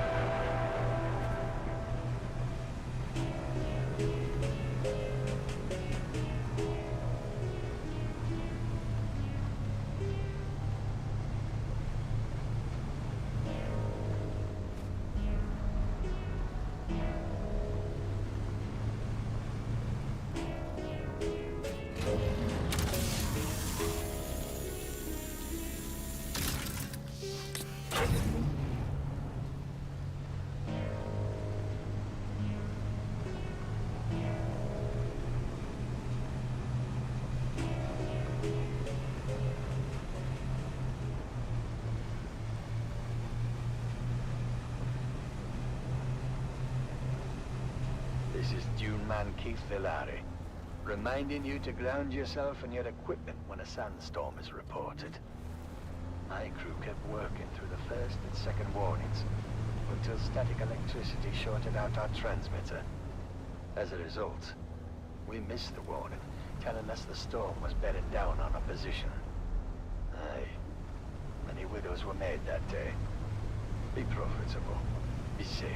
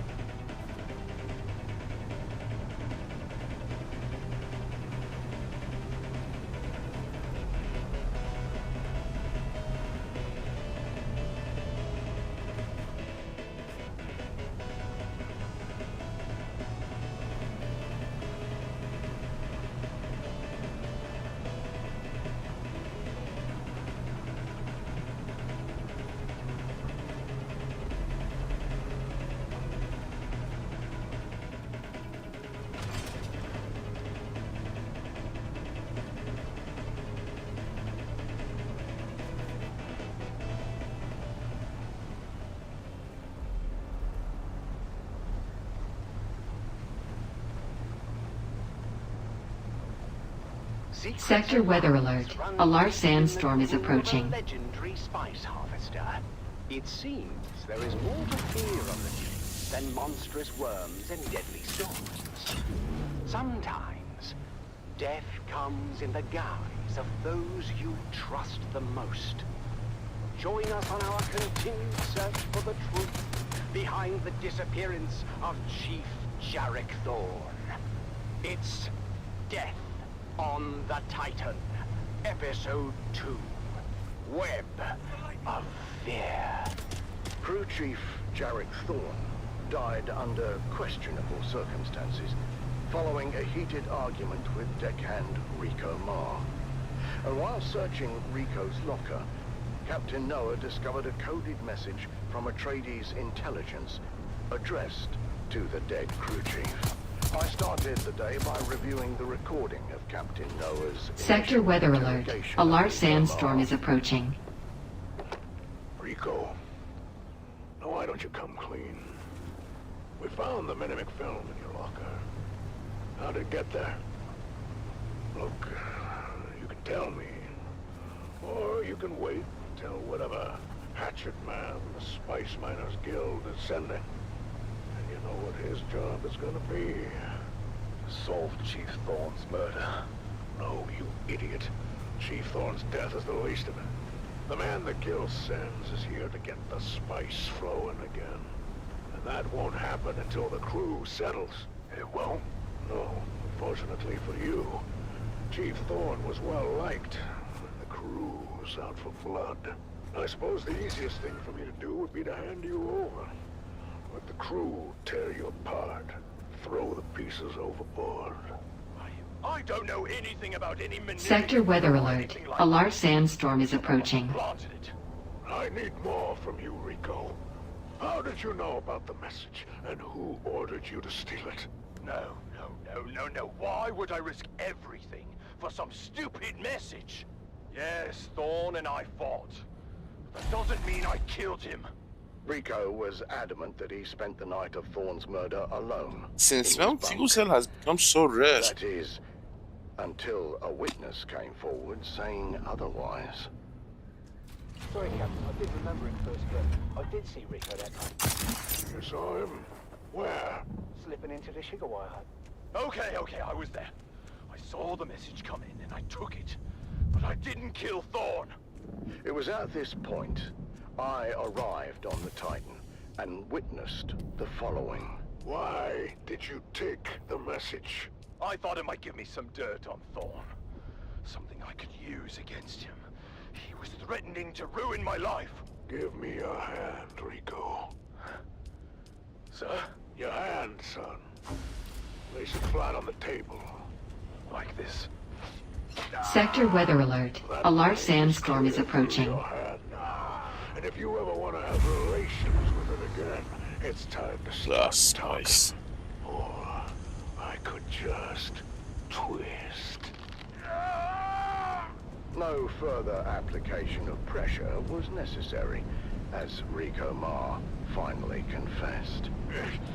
Tessa put me up to it. It was her all along. She knew Thorn was getting those messages. She wanted to expose him. Get him kicked out. It was all her idea. Tessa Lim, the engineer. My investigation into Tessa Lim took me to the operator of the Shigawa shack during Thorn's rotation. Conflict? You could say there was conflict between Thorn and Tessa. We couldn't decide if they hated each other or had some secret, twisted thing going on when no one was looking. I guess hate won out in the end. What was the source of conflict between Thorn and Tessa? Everything. From resource allocation to safety protocols. She was never happy with a single decision he made. What about the encrypted messages? Thorn received a few of them over the past months. I never decoded them. Thorn handled that himself. One by one, the pieces began to fall into place. Engineer Tessa Lim had a combative relationship with her crew chief and wanted him out of the way.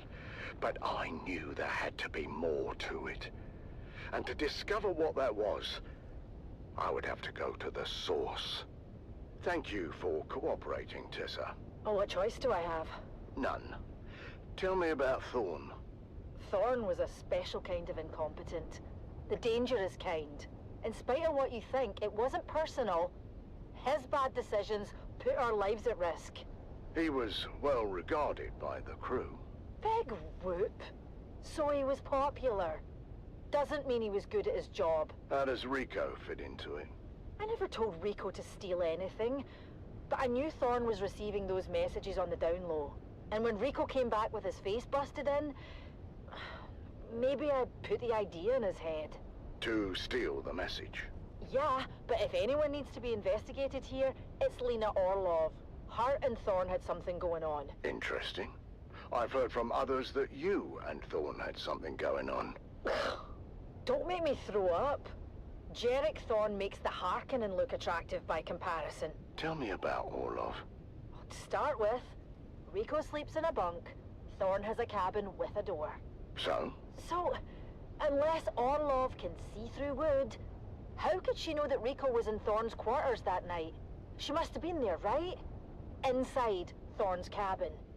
How else could she have such intimate knowledge of his thoughts and plans? The accusations were flying fast and loose, and tensions were running high. As I wrapped up the interview with Tessa, she dropped another bombshell.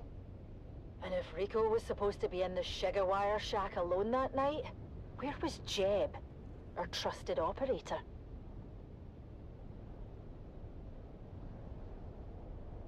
The mystery deepens on the Sand Titan as the web of deception grows. What is the truth about the relationship between Thorn and his shift supervisor? And what was Shigawa operator Jeb really up to at the time of the murder? The truth is out there, dear listener, buried in the sands of fate. Join us again next time as we uncover more secrets and lies on Death on the Titan.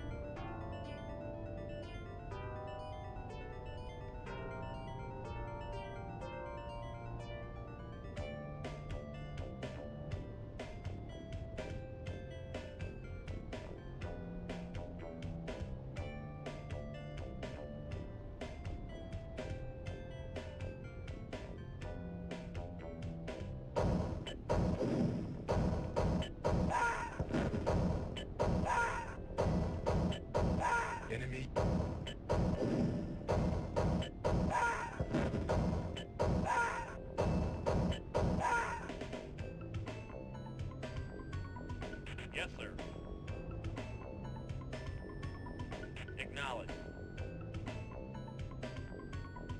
Yes, sir. Moving out.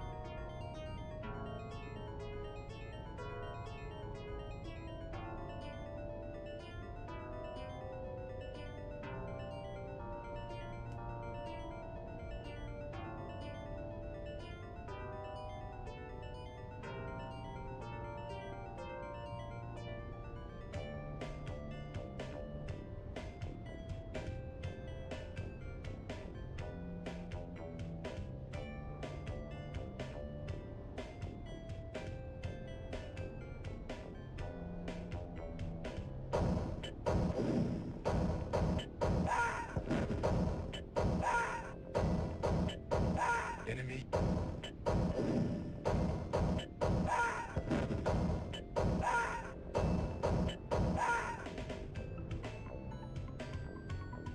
Yes, sir.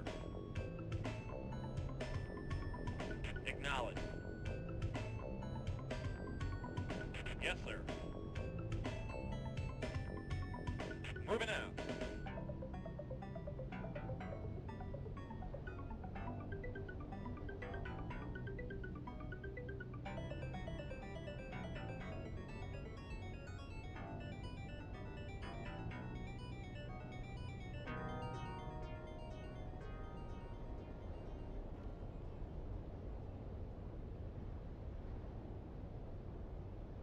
This is Harvester Radio, the voice of the Spice Miners Guild, broadcasting from Hephaeston Depository at frequency 732.4 on your local Communinet dial.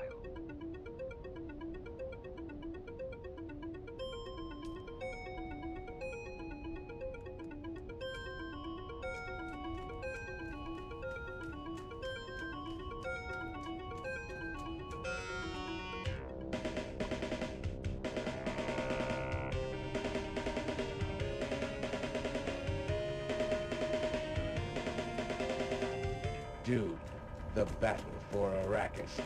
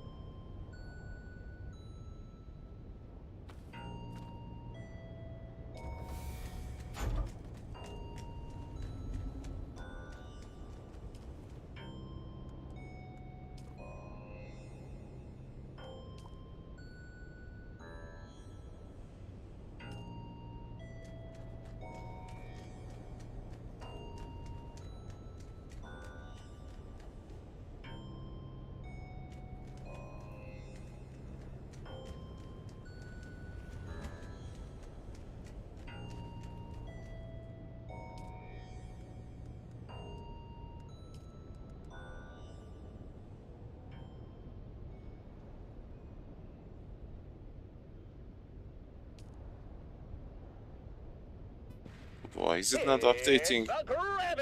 There's water in the tank. The Imperial Scenarist Guild and Linder and Gold Coffee. Wake up with Linder and Gold. We put the spice in it for you.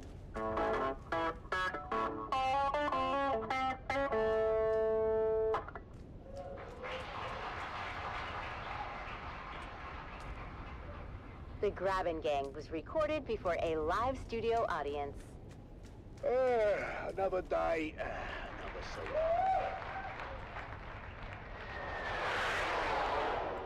And there goes Frank flying by. Hello. Hey there, neighbor! How do you like my new thopter? Yeah, built it myself! Oi, you okay, Frank? Just a flesh wound. Yeah, not to worry, love. He missed our property entirely. There you are. Morning, sunshine. Grabbing life isn't for the faint of heart, but at least we keep it interesting. Now, if I can just get this old water recycler working, who in the right mind would make it like...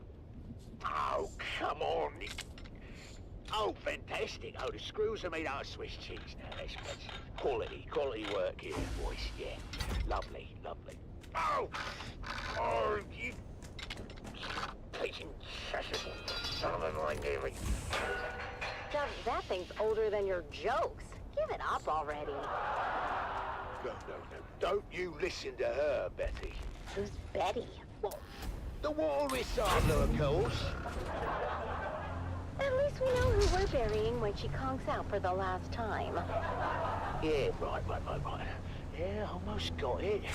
She just needs a little coaxing, and she'll start burning. R.I.P. Betty. Gone, but not forgotten. Maybe you should get Frank to help. Do you remember the last time we got Frank to help? You were visiting your sister and Hurricane, and Depot 12 got popped with that surprise inspection, yeah? You don't remember?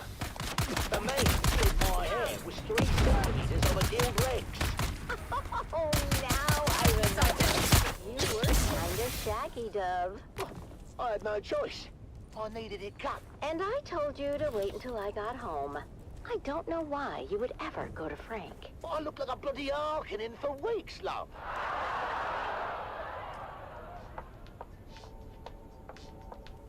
Mom, Dad, can you guys keep it down? I'm trying to hear my Communinet shows. Hey, Junie, hun.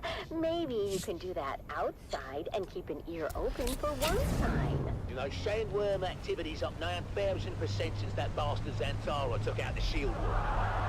How did Zantara take out the shield wall in one day, and it took you 6 months to build a shed?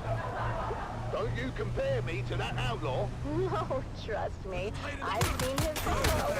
You don't compare at all. He's an enemy of the Imperium. That sounds like a good dangerous risk time. Enemy of the Imperium. Ew, you two are gross. What? You're gross.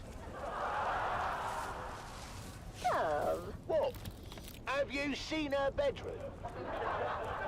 Or, and I dare you, have you smelled it? Speaking of which, where's your mother?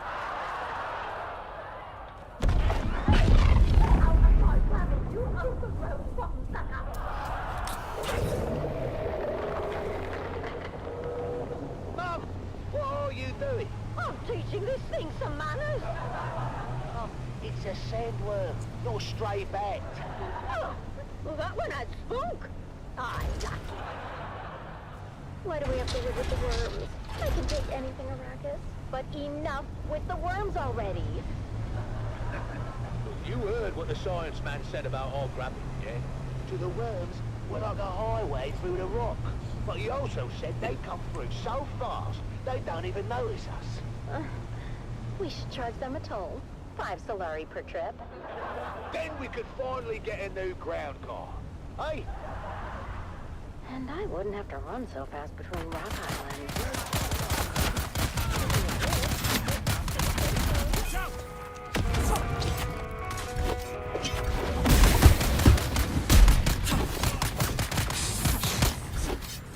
The big news from Guild Authority. They're sending a new security inspector to check on Depot 12. We had a security inspection last month. We did, but that one needs time off after his visit. Time off? Must be nice. I'm not sure how nice it is. The Guild Medicant gave him 3 weeks in a tranquility pod. A tranquility pod? Isn't that where they put the crazies? Sounds perfect for you two. Well, couldn't be worse I than don't visiting know. your sister in Windsay. Anyhow, this new inspector is supposed to be a real hard nose. Name's Inspector Rix. Ooh, I knew a Rix once. He had a big one. What? That's disgusting, Mum. Oh, know what I mean, right? Yes, Mother, we all know. It rhymes with Wix. We get it, Mum. Face it, Dove. Depot 12 isn't exactly known for having the tightest security system. Now, don't talk about old Gus there. Who's old Gus? He's, our security system. And he is just fine as long as he, doesn't drink hot Coulon milk. What happens when he drinks hot Coulon milk? The same thing that happens to anyone who drinks hot Coulon milk. He locks himself in the toilet for 30 minutes. No, he falls asleep, of course. That's much better. Depot 12 had 3 sensors in the last quarter, Dove. The Spice Miners Guild is going to shut us down. Well, not if I can help it. Me and Frank are going to come up with a plan to make Depot 12 the most secure spice depot on Arrakis.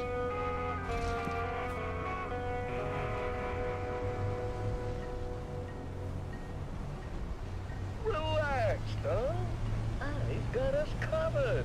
Yeah, that's what I'm afraid of. Hey, don't knock until you hear the plan, buddy boy. I special security apparatus. Frank, my dear, you are still picking bits of your last apparatus from your ass. Don't remind me. Yeah, trust me, buddy. This one is foolproof. My best invention yet. And that is what I'm afraid of. Good morning, Depot 12. I'm here to conduct a thorough inspection of your current security initiatives. This sector is one of the worst.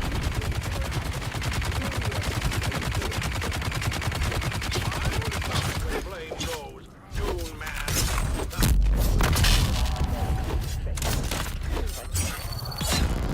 That's my cue. Automaton,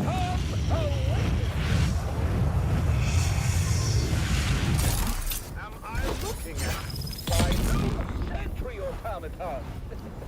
I named him Gary.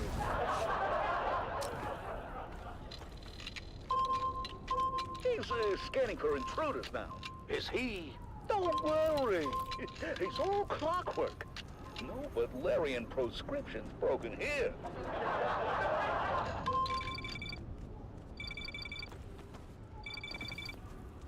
Frank, he must think we are the intruders, eh? Oh, that's not good. What do you mean that's not good, Frank? I mean, maybe it's time to...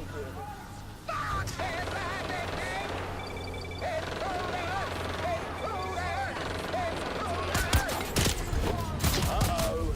Looks like we're gonna need another inspection.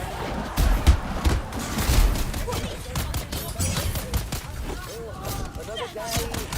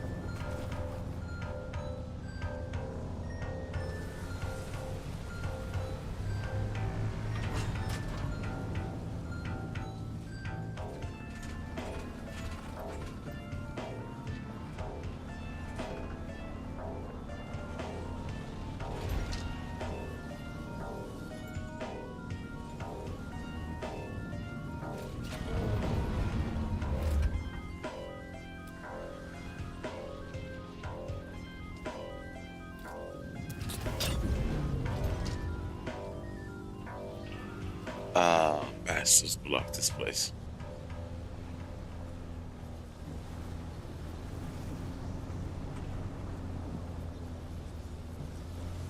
This is Dune Man Chief Villari. All guild brothers know about the danger of entanglement in harvesters. But what about the cost and equipment down there? Each moving part must be carefully sanitized of blood, bone, and other viscera. Costing your guild safety more time and efficiency.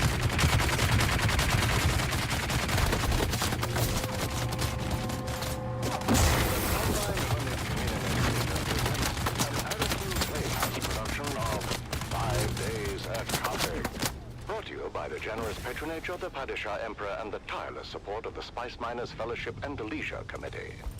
And now, it's time to dim the lights and return with us to those fateful days before the It's on the way.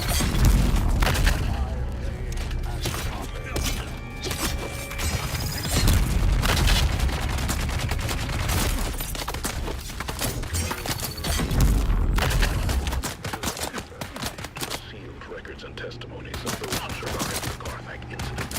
The following dramatization represents the official truth, as judged and signed by the Imperial Chamber Court and Aulic Council. So let us journey then to the burning sands of Arrakis, a desert planet in a far-flung corner of the known. The year 10194. Enemy House Harkonnen is well underway. Our tale unfolds in the teeming industrial sprawl of Carthage, the seat of Harkonnen power of Arrakis. It's early morning in the Peon Quarter, as the workers ready themselves for a long day of toil in their Baron's name.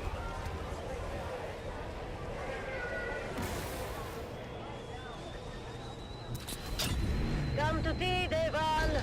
You'll be late again. Only tea? Is there no more bread? What bread remains I'm keeping for dinner. I won't be home for dinner tonight, or anytime soon. We're on double shift until further notice. Oh, don't give me that look. You know I have no say in the matter. And they are cracking down on anyone who gives even the slightest trouble. Wolfheim's cousin disappeared. They say he was abducted. They didn't say what he did. That this day would come, when peons would be no better than Morna. That's crazy, Mother. We have the peons' compact. To hell with the compact. Do they expect you to work as a machine? Never resting. Mother, watch what you say. You know they listen. Please. Let's just say the words and have our tea. The what? Reloading quickly! But, Mother, we happily say the words every morning. Fine. We live by our Baron's leave. The roof above our heads belongs to him. He permits us to dwell in his domain, and in return, we pledge our eternal loyalty, obedience, and maximal effort, with an eye towards efficiency. Long live the Baron.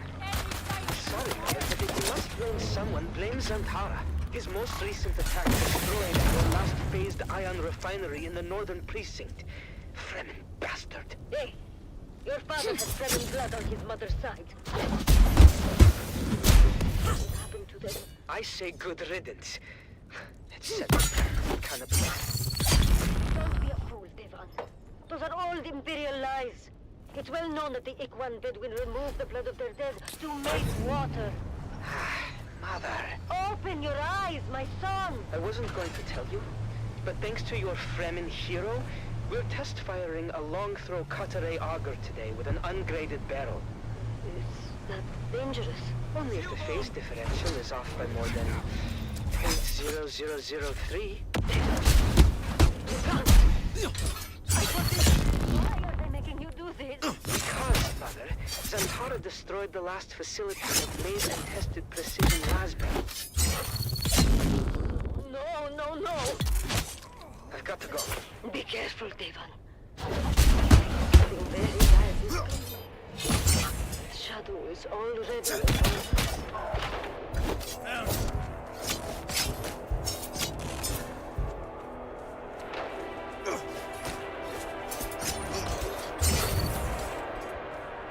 Mason condensers at full potential. Are we clear to start the firing cycle? Eyes and red controllers in the green. All mirrors 100% aligned. Still, my reservation remains. Be sure to let the Baron know next time we have dinner. Now, let's get on with our job. You had dinner with the Baron? No, Areg. He was being sarcastic. And I will say it again. The long-throw cutaway auger is a precision tool and requires equal precision in its maintenance. Never in my 97 years as a peon have I test-fired an ungraded barrel. The game medium is different. We have no idea how it's going to react. It is insanity, Devon. No one here disagrees with you, Ufin. But we have written orders from the House Munitions Master, co-signed by Peter de Vries.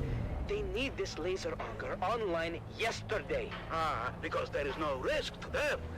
Let Peter de Vries test-fire the laser. There's too many eyes on us to mess this up. All we can do is trust in our pre-fire checklist and hope the new barrel materials meet spec. Let's go again. Spooling up Mason condensers. Mason condensers at full potential.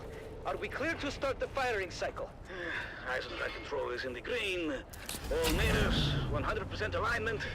Signal waveguide, in range. Arek, how is the mesh? Phased ion is in the mesh. Optical pump is engaged and the coils are hot. Okay then, let's take it slow. Engaging throttle.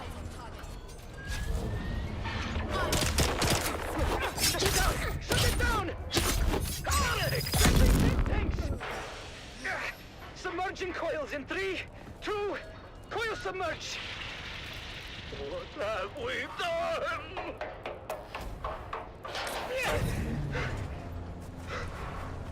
Arek!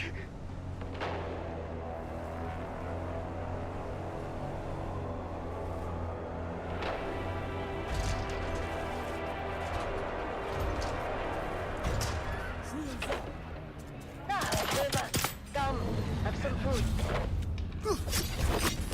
Do you hear me? Devon! What is it? Arek is dead. He's dead. They took him away. I saw him die. What happened? The laser auger went out of phase. The beam splitter vaporized almost instantly. The whole charge vented onto Arek. He was literally cooked alive. I'll never forget the smell. And the screaming. Oh, he suffered. Badly. And you are just home now. How could you work after this? Did they not shut down the shop? No, they just moved us back to munitions repair and we finished our shifts. Oh, what is that now? August Spear! Droba, what's happening? It's August Spear. He's coming! The Gladiator? What do you mean? Lord Ravan just announced it. A festival with music, food, and August Spear is going to fight! For the first time in 7 years! Right here on Arrakis! Oh, I've got to go. Hey, wait for me! Did you hear that, Mother? The Gladiator, Argus Vir, is coming to Carthage, all the way from Grumman. Bread and circuses. Imagine it. Right here in Carthage, the greatest gladiator in the known universe. Ah, and what about your friend? Which friend? The dead boy, Arek. Oh, yes.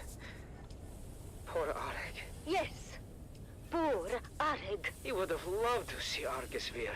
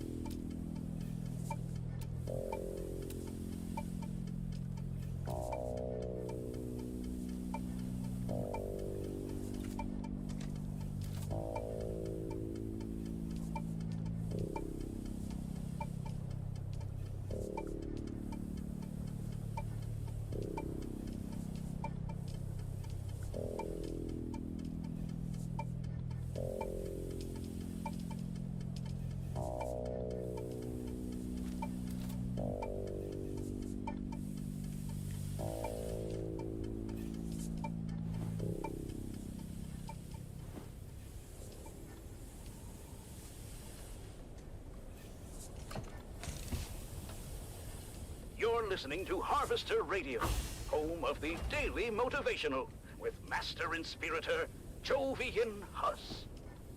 This is your Master Inspirator with the Daily Motivational.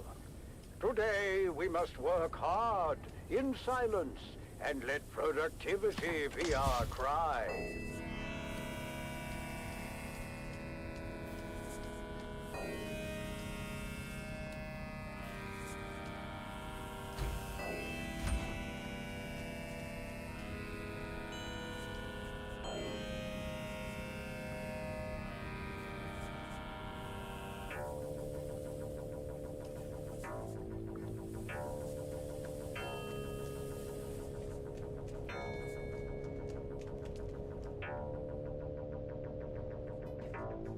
The water became a problem sooner than I anticipated.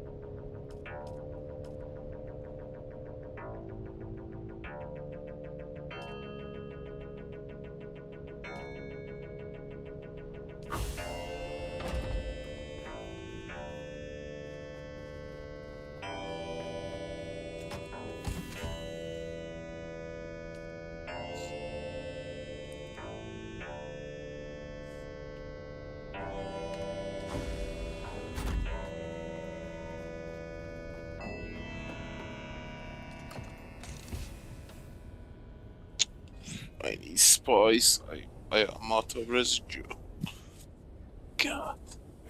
The mystery deepens aboard the Sand Titan, as Crew Chief Jarek Thorne's death remains unsolved, and the flies begin to circle. It's Death on the Titan, Episode 3, The Visitor. We need to talk about where you were, Jeb, the night Crew Chief Thorne died. I don't remember exactly. I might have stepped out for some air. I just needed a break. The work gets stressful, you know. You were running dark that night, but the weather hooks were engaged on Pad 1. Why do you think that is? I don't know. Malfunction? What do we know about weather hooks? They're used to secure ornithopters in bad weather. But isn't it true that weather hooks can only be engaged from the cockpit of a thopter? I don't know. I'm a comms guy. Do you recall seeing an ornithopter? No. I don't recall seeing a thopter or anything, really. You sure about that? A thopter's hard to miss, even in a storm. Especially if it engaged the weather hooks. Well, I honestly can't recall anything like that. Maybe the hooks malfunctioned. I'm sure it's happened. Everything else malfunctions before long on this tub. Of course, we could find no evidence of any unscheduled thopter landing on the Titan. But maybe someone else knows something. Maybe someone knows exactly who landed on the flight deck that night. I told you already. I don't know anything. Should we get a batch of spice? Am I free to go? With Jeb's memory failing to provide any How did I clarity, burn through all that residue so my fast? attention to Shift Supervisor Lena Orlov. Several things she let slip hinted at a closer relationship with Crew Chief Thorne. There had to be more to their connection than she was letting on. There was nothing going on between us. We were just colleagues. Tessa mentioned that you and Thorne had a close relationship. Well, Tessa's wrong. There was nothing romantic between us. Why would she lie about something like that? Maybe she's trying to deflect suspicion from herself. You know what? That's exactly what I thought too. But then, she played me this. I'm glad we've had these moments together. Spice. Me too, Jarek. Nemanic. I don't think I could survive another day in this barren wasteland without you. What a bitch. Who goes around recording the conversations of their crewmates? She was keeping tabs on Thorn, documenting his lack of leadership skills. Oh, she wouldn't shut up about that. I should have just transferred her to another rotation. Tell me about you and Thorn. All right. We were involved. But we were happy. I had no reason to harm him. If you had nothing to hide, why keep it a secret? Because it's personal. It had nothing to do with his death. Did anyone else know about your relationship? No, we kept it private. It was nobody's business. Tessa has always had it out for Thorn. She's just trying to stir up trouble. Tell me about Jeb. What about him? His alibi is weak. As is his assertion that he received Thorn's secret messages, but had no interest or capacity to decode them. He had the capacity, if he wanted to. We both had the same signals training. Does that mean you could decode the message too? Yes, I could. Then tell me, what did the secret messages say? Stay tuned for our next exciting episode, where secrets unravel and the truth comes to light on Death on the Titan.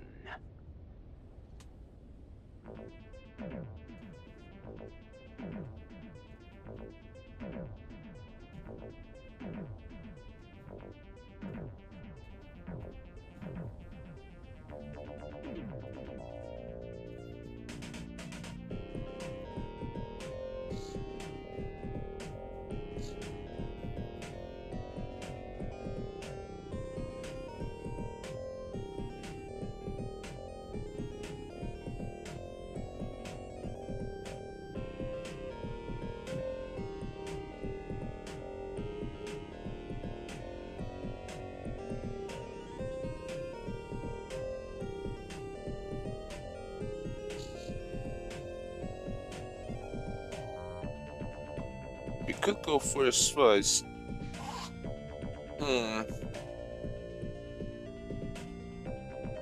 But I don't think my internet is that good for that.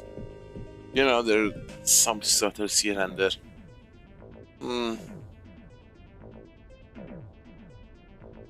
But then again, I would be much safer if I knew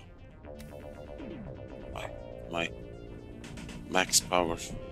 Where's it? 62 or T1. Yes, something is not at max capacity. Definitely the spice generator.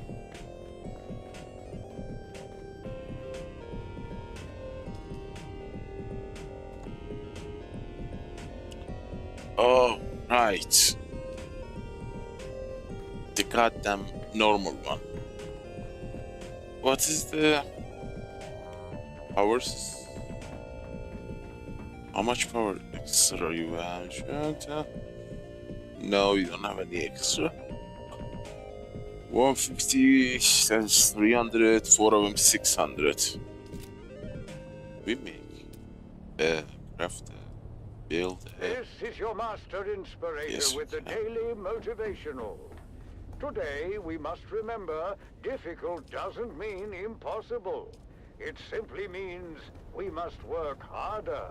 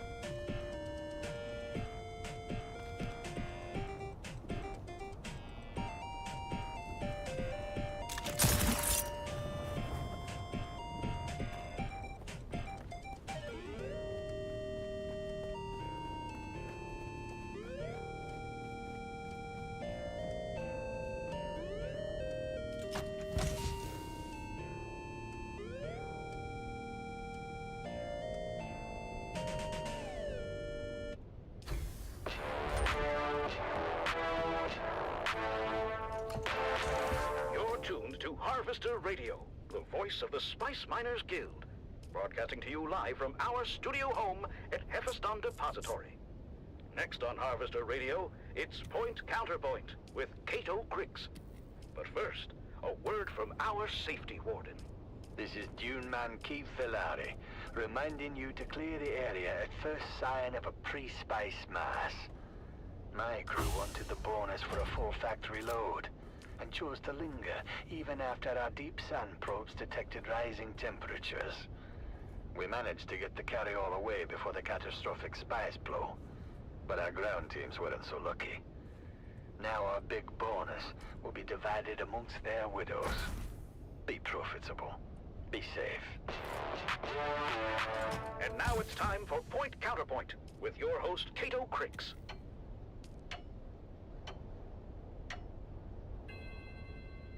Welcome to another episode of Point Counterpoint, a debate program where we examine all sides to an issue of great importance to the Spice Miners Guild. This is Cato Cricks, coming to you from Winsack Village, a location known well to our listeners as the site where House Atreides and Harkonnen first came to grips in what has become a very fierce and personal war of assassins. Their ambition? To decide who holds the planetary governorship of Arrakis. Both my guests today have deeply vested interests in the outcome of that all-important question. Who will control the spice? Standing for the Atreides is Cassini Brava, House Envoy and protege of the esteemed Mentat Thufir Hawat. Salutations. From House Harkonnen, we're joined by Chagu Lavro, House Envoy, and it says here, celebrated duelist. Yes. Celebrated by whom? There is no sport in killing. Listen to this one chirp when his esteemed mentor, Thufir Hawat, tallies his kills in the thousands.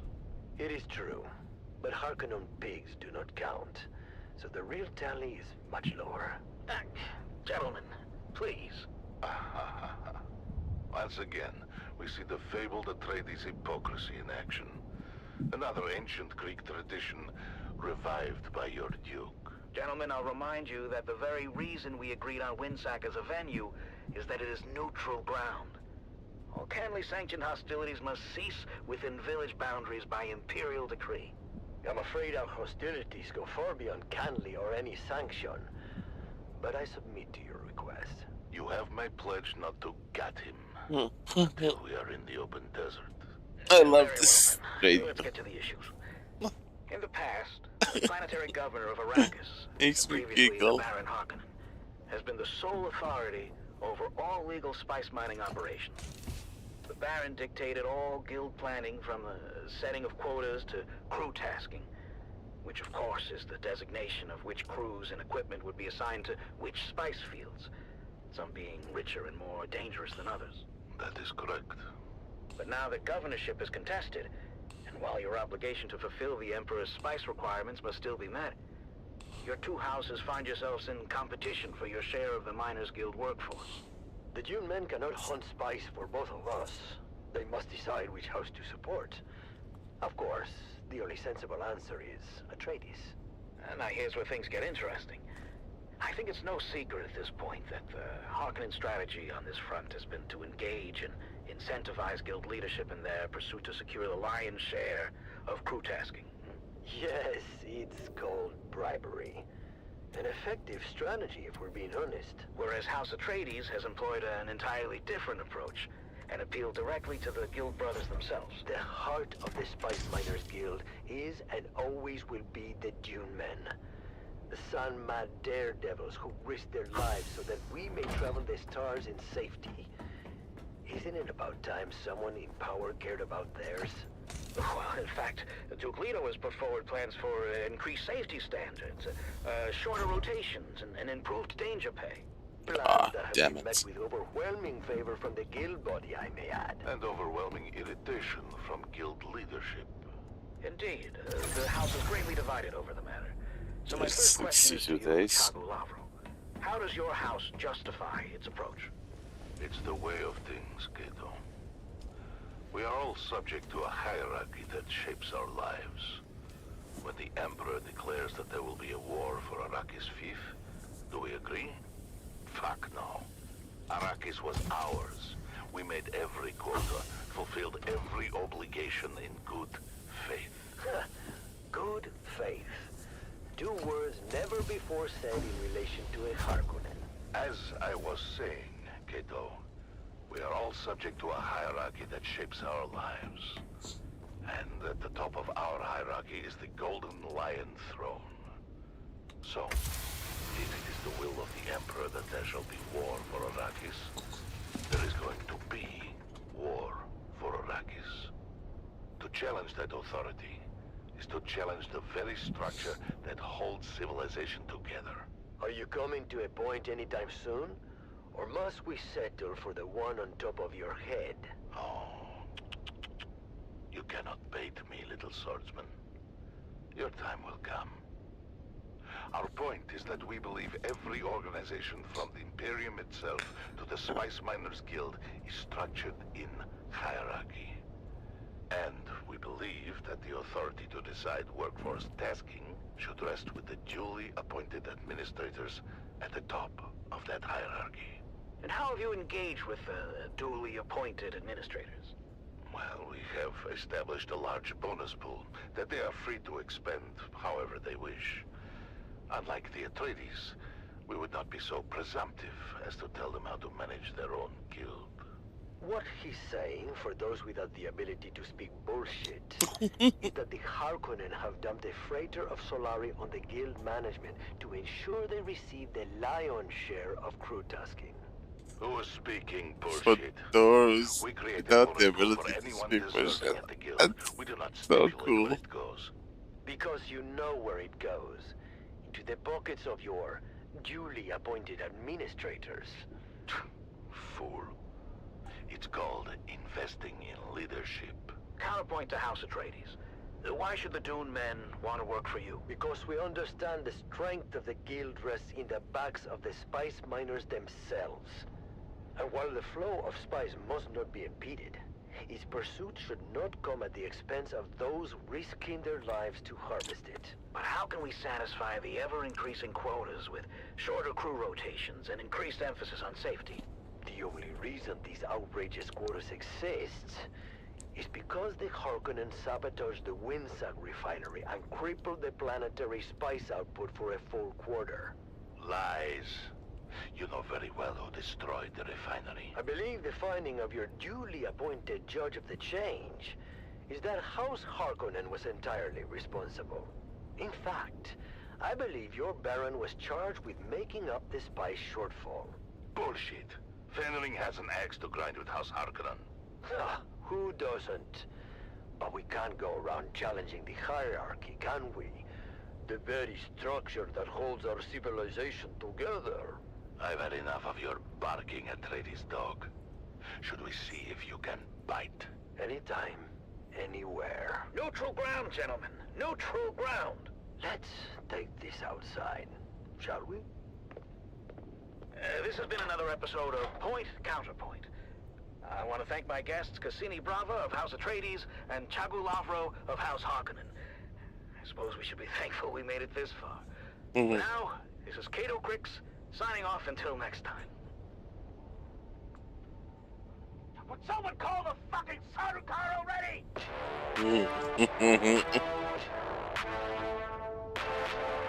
You're listening to Harvester Radio. That was Point Counterpoint with Cato Crix. They seem to have been experiencing some technical difficulties, but I am sure they'll be back next time with another stimulating and provocative episode. Next on Harvester Radio, it's the Spice Report.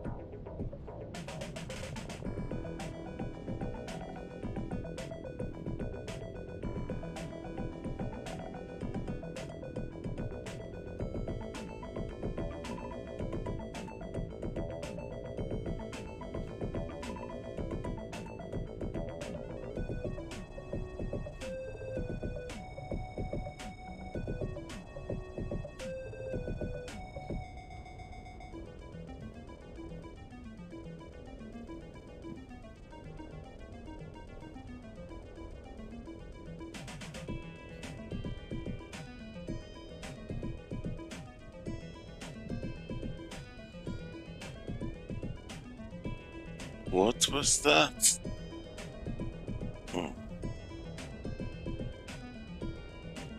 I mean, I'm looking, but the other is low, but still there. And you know, when you go harvesting spice, a single mistake and poof. Like not being able to get out or not being able to get in the vehicle. Ugh. I don't want to get trapped like that. I mean, you know what, ping time spiked because I switched the VPN to another one to see there is an issue with the node I was using. Apparently there was a performance and maintenance going on the VPN servers. But I don't know. I managed to make the power supply to last a full 62 days. But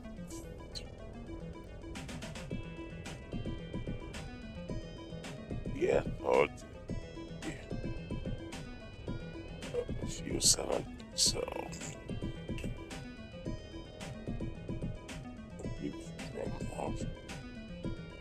the sea lubricant.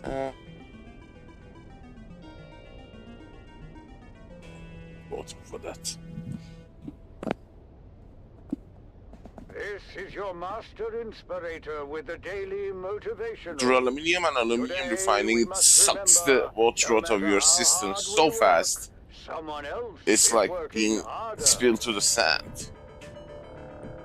Eternal black hole for water. Ugh.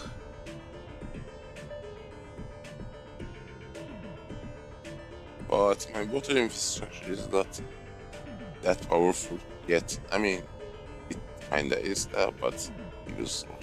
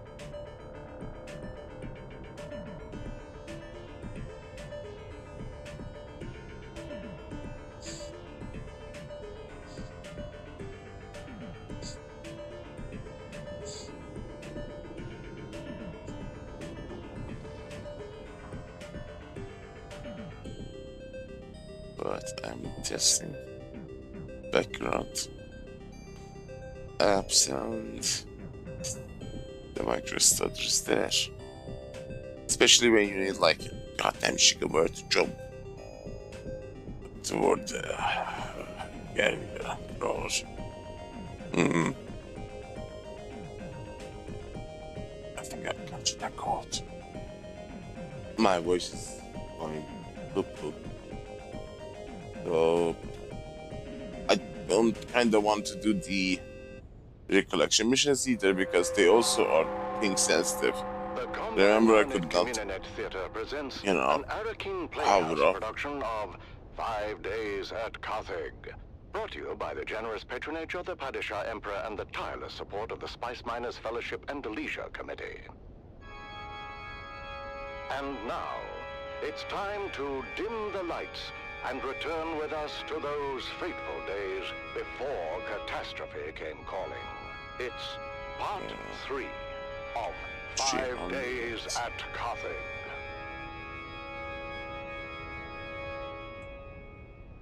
The Imperial Scenarist Guild has been provided unfettered access to the sealed records and testimonies of those who survived the Carthage incident. The following dramatization represents the official truth, as judged and signed by the Imperial Chamber Court and Aulic Council. So let us journey then to the burning sands of Arrakis, a desert planet in a far-flung corner of the known universe. The year is 10-1-94, and the war of assassins between House Atreides and their ancient enemy House Harkonnen is well underway. No, I can't switch anything. I tried to do it, but at the great Carthage amphitheater. Next verse. As the Battle of Winsack is reenacted for the enthusiastic crowd, anticipation continues to build for the main event. The history-making return of the legendary gladiator, Argus Veer.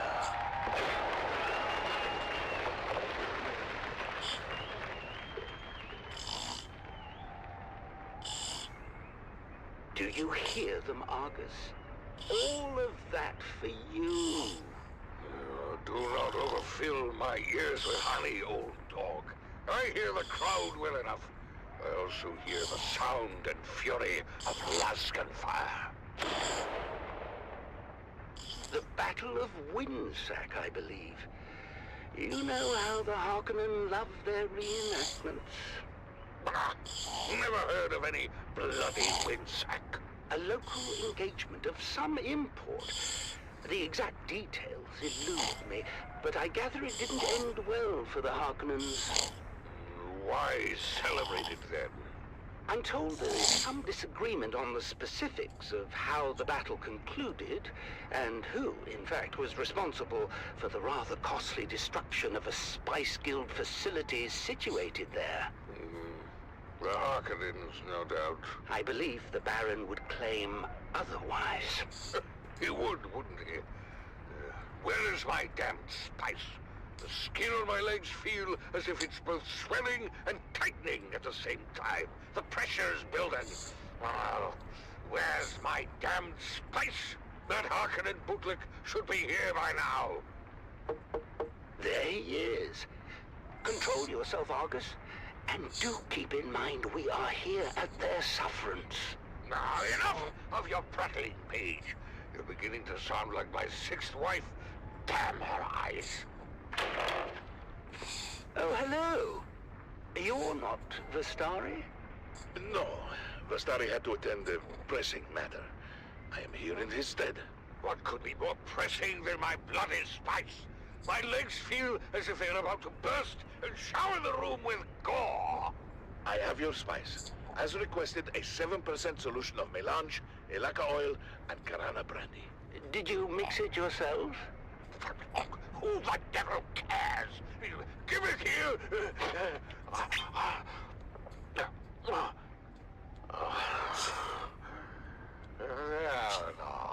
Pollux.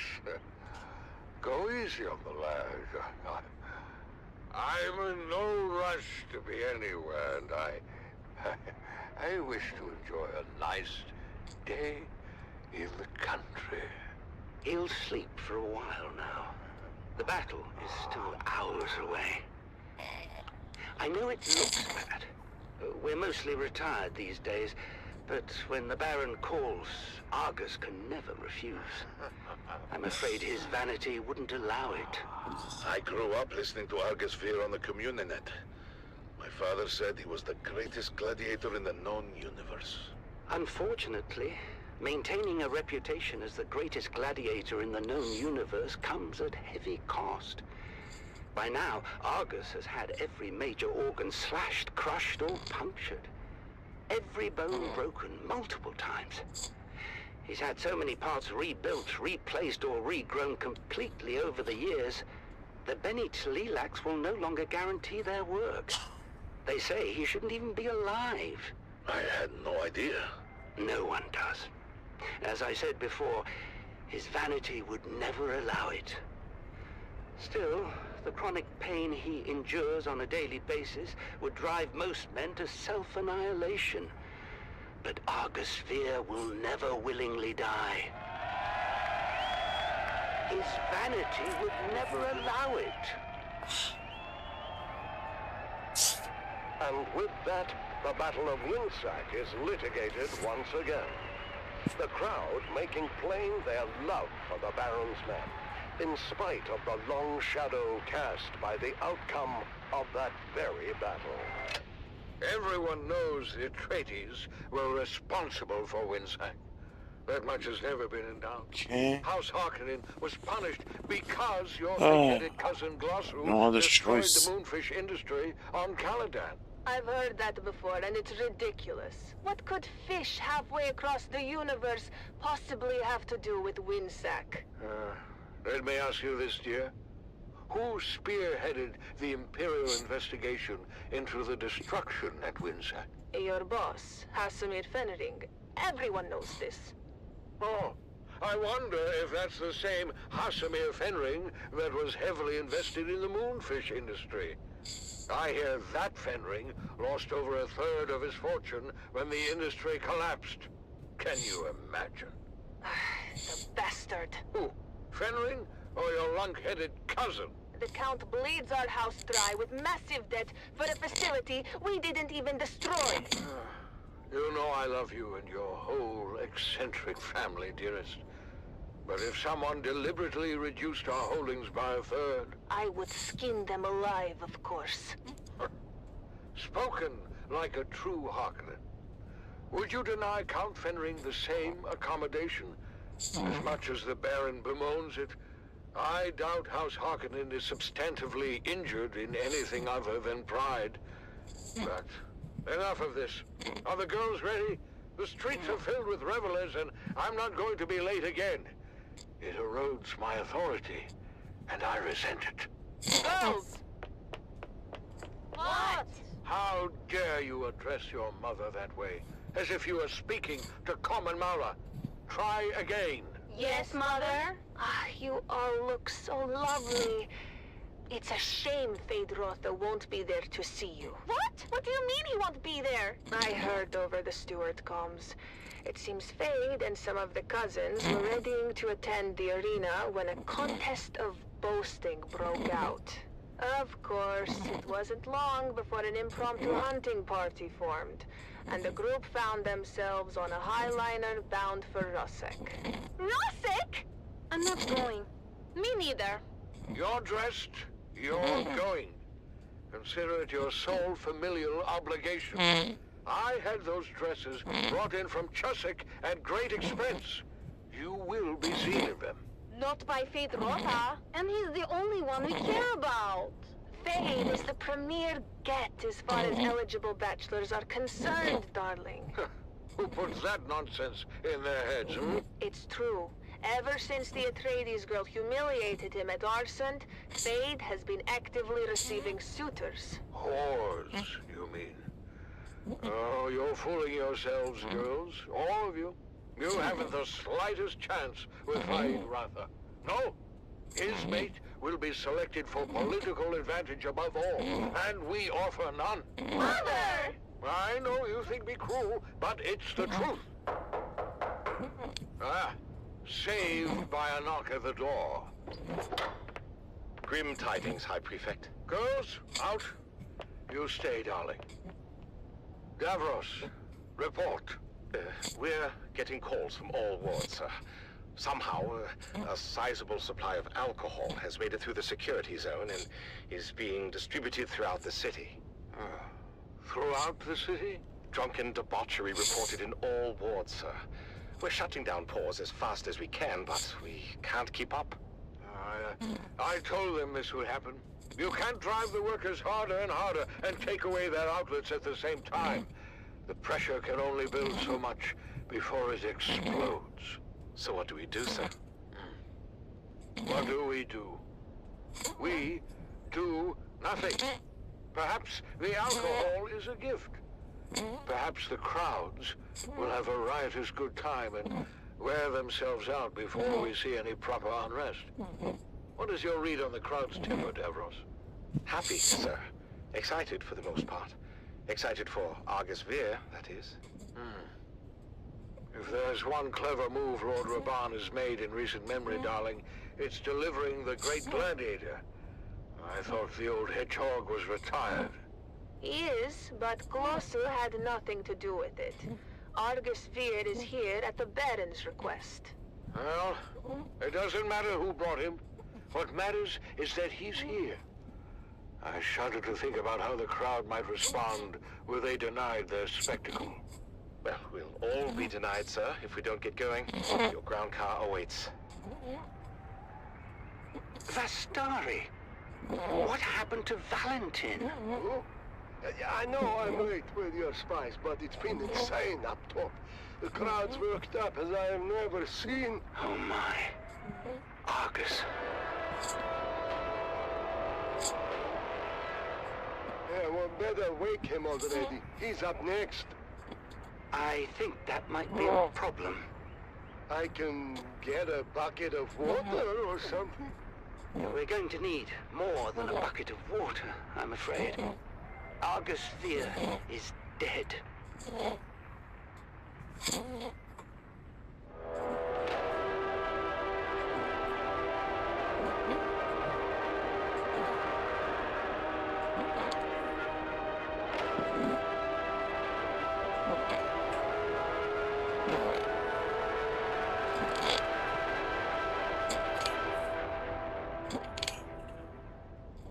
You're tuned to Harvester Radio, the Dune Man source for bulletins, weather, and matters of import to the Spice Miners Guild.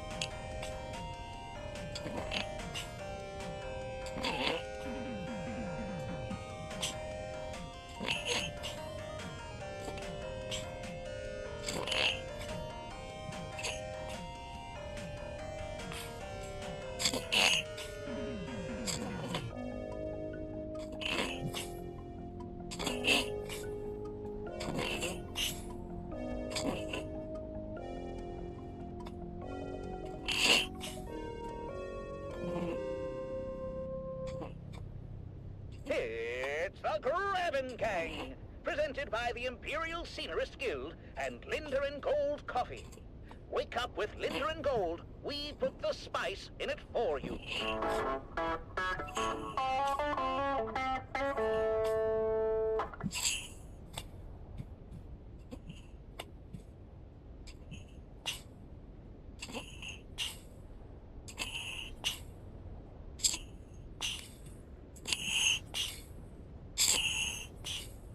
The Grabbin' Gang was recorded before a live studio audience. Another day, another Solari. Breakfast is ready. Well, then, so am I.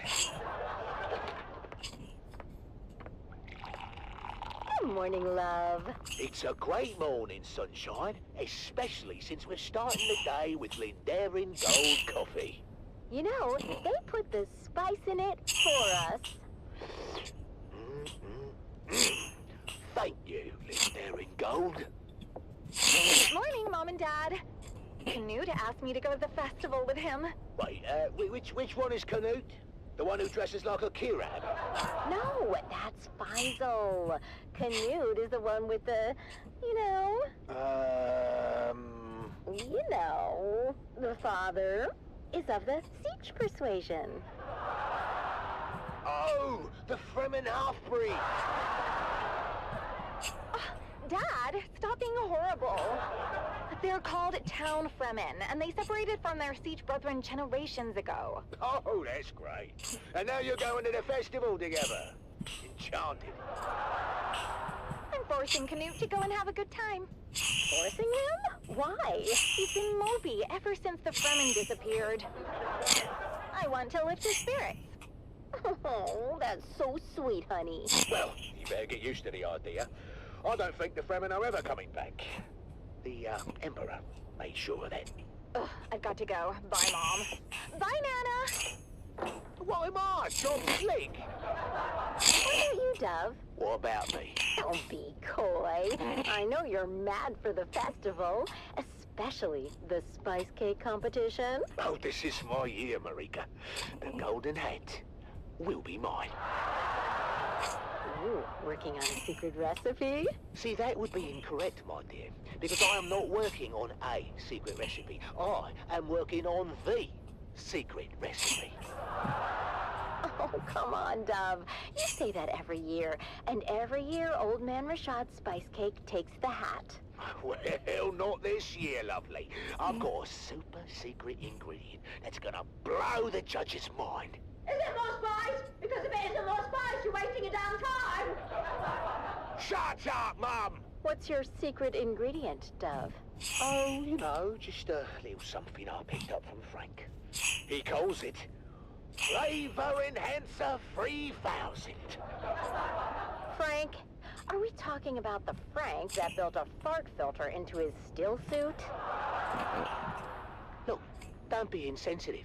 He has gastrointestinal issues, and it's not a joking matter.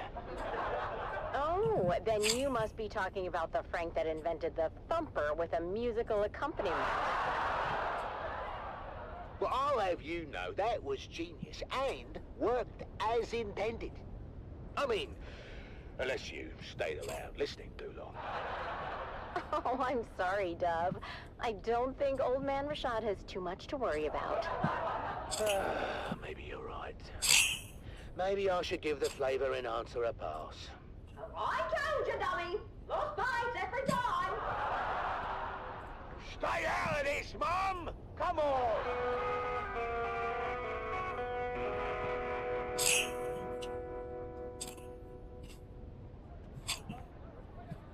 The Pharaoh sees all, but what does it see for you? Have your fortune told and learn what fate has in store. Only 25 Solaris. Did the judge come around yet, Dove? Not yet. Where's Junie? Looks like they're in line for the fortune teller. Oh, no! That's Old Man Rashad's booth! Look at that line! He must be giving out free samples again. Well, that's not fair! Oh, want me to go over there as a spy and size up the competition? You just want to try his cake, don't you? Is that so wrong? What about me? Oh, I'll get you a piece too. Well, that is not what I meant. I know, but I will get you a piece. Yeah, all right, fine. Hey there, neighbor. Frank, I didn't think you'd show. I mean, well, you know, because I wouldn't use your invention. Come on, Dove. Have you ever known old Frankie boy to be a quitter? No, but I'm still hopeful, you know. Come on, buddy. Have you scoped out the competition? No, but my old family deserted me for Old Man Rashad's sample line, so I can take that to bed with me. Oh, I've been through his line twice. That cake is better than ever. Oh, thanks for the morale boost, mate. Yeah. I'm not too dry, not too moist, just right, is it? So, what do you say we make this a little more interesting? Wait, is that what I think it is? Well, that depends. Do you think it's the Flavor Enhancer 3000? Isn't it? Ooh, right on the money. Let's sprinkle some on. I'm not sure about this, Frank. That's why you got me around, Dove. I'm sure for the both of us.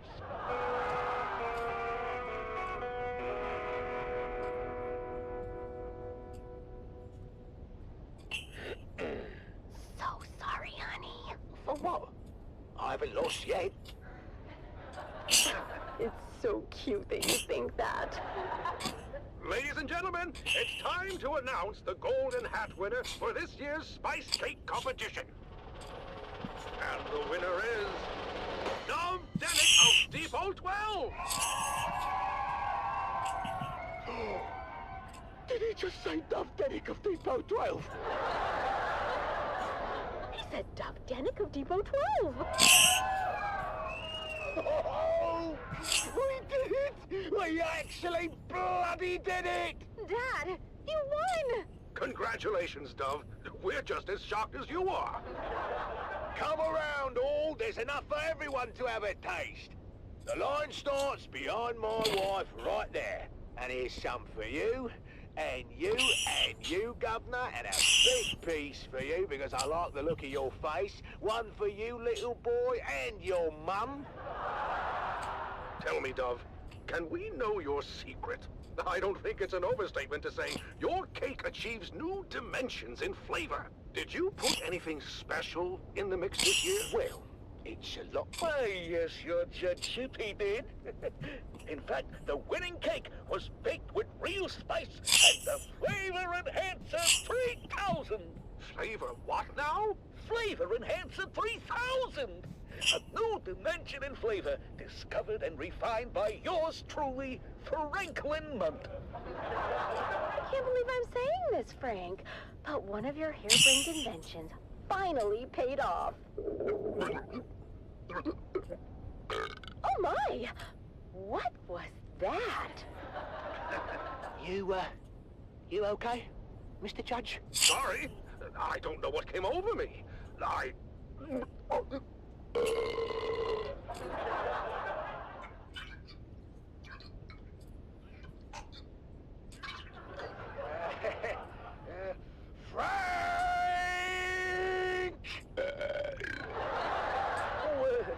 I forgot to tell you about that part.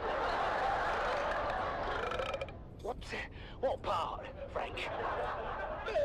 In certain rare cases, it seems that the Flavor Enhancer 3000 may cause some gastrointestinal distress. Certain rare cases, eh? Almost all the time. In light of this new information, Dove, I'm afraid we cannot award you the Golden Hat.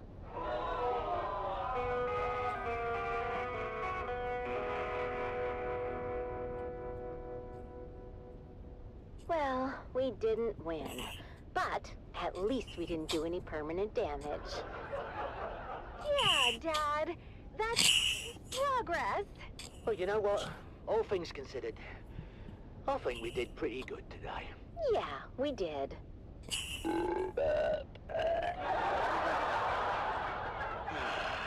Another day, another Solari.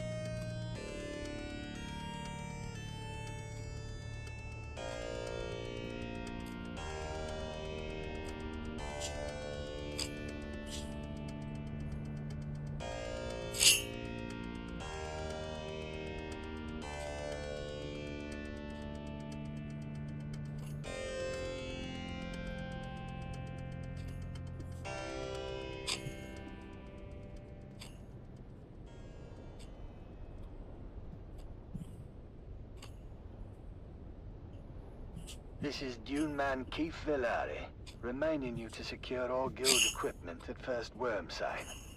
My crew waited too long and lost both crawler and carryall to the Leviathan. We thought we'd landed the big bonus, but now it will take generations for our children and grandchildren to work off our debt to the guild. Be profitable. Be safe.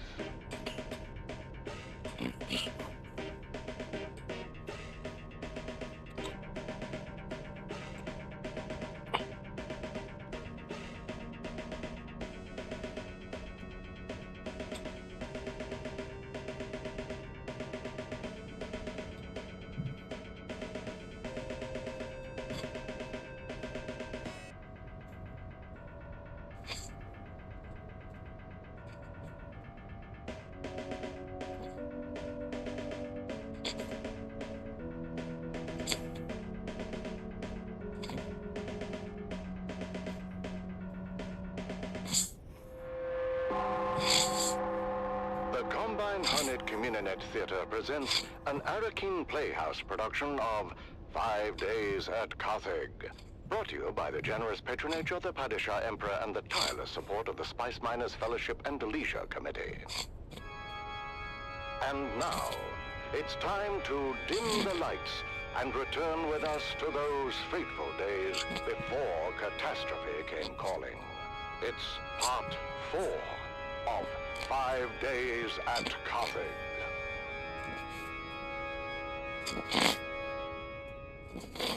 The Imperial Scenarist Guild has been provided unfettered access to the sealed records and testimonies of those who survived the Carthage incident. The following dramatization represents the official truth, as judged and signed by the Imperial Chamber Court and Aulic Council.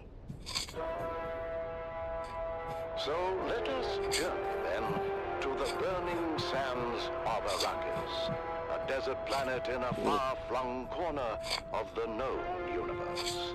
The year is 10-194, and the war of assassins between House Atreides and their ancient enemy House Harkonnen is well underway.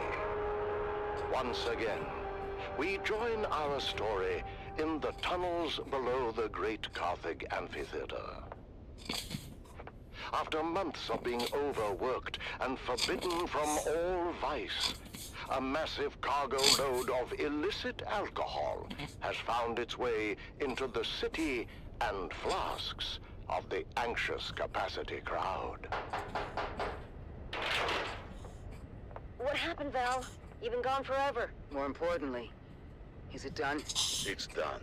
I poisoned my boyhood idol, my father's boyhood idol. An old man at the end of his rope, just hanging on for one last time in the spotlight. One last bow. Something bad happened. Mom, my path back here took me through the main concourse, where I came face to face with a 20-meter hologram of you, Stiz. Then you, Zoe, Jingle, Max, and finally me. No way. How can they be looking for us, Stisk? Not just the Harkonnens, the Imperials as well. There's an alert on both community-nets. Don't worry about it. I've got it covered. Bullshit, you've got it covered. They know we're here. It's a miracle none of them followed me back. I said don't worry about it. In about 10 minutes, we're all gonna walk out of here together right through the main concourse. You drinking your own supply, Stisk? Our faces are probably spinning on every corner in the city by now. There's security everywhere. In 10 minutes, the authorities are gonna be too busy to even care about us. What are you talking about? Too busy with what? Too busy with the poor people of Carthage. So tired, so overworked, and forbidden from even a drop of the good stuff to ease their troubled minds. Until we come in and drop a cargo load of paint stripper into the pent-up town. They overindulge. But can you blame them? All that angst has to erupt somewhere. But what do you think's gonna happen when they learn their beloved hero is dead? There's no way they could know. It just happened, and it takes a while for word to get out. Not if someone's already putting that word out.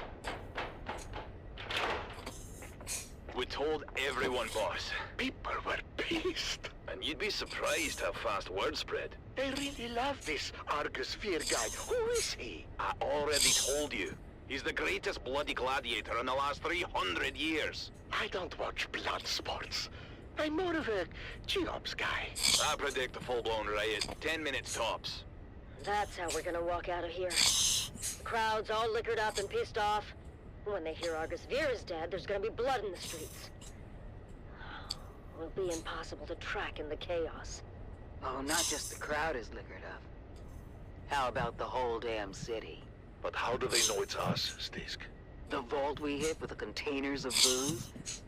I reported it all destroyed with the rest of Simpo. But it wasn't destroyed. You lied to your own people. Then we stole from them. What the hell, Stisk? And how did they find us so fast? Our cover was blown the minute we hit Carthag airspace. Impossible. Smuggler Ornis have standard-issue transponder mask. They do. But our cover wasn't blown by the Harks or the Imperials. It was blown by our own side. Of course they would recognize their own transponder mask. What did you do to us, Stisk? We can never go home now. Sorry, Val. If there was any other way... Any other way to do what? Betray and steal from our own?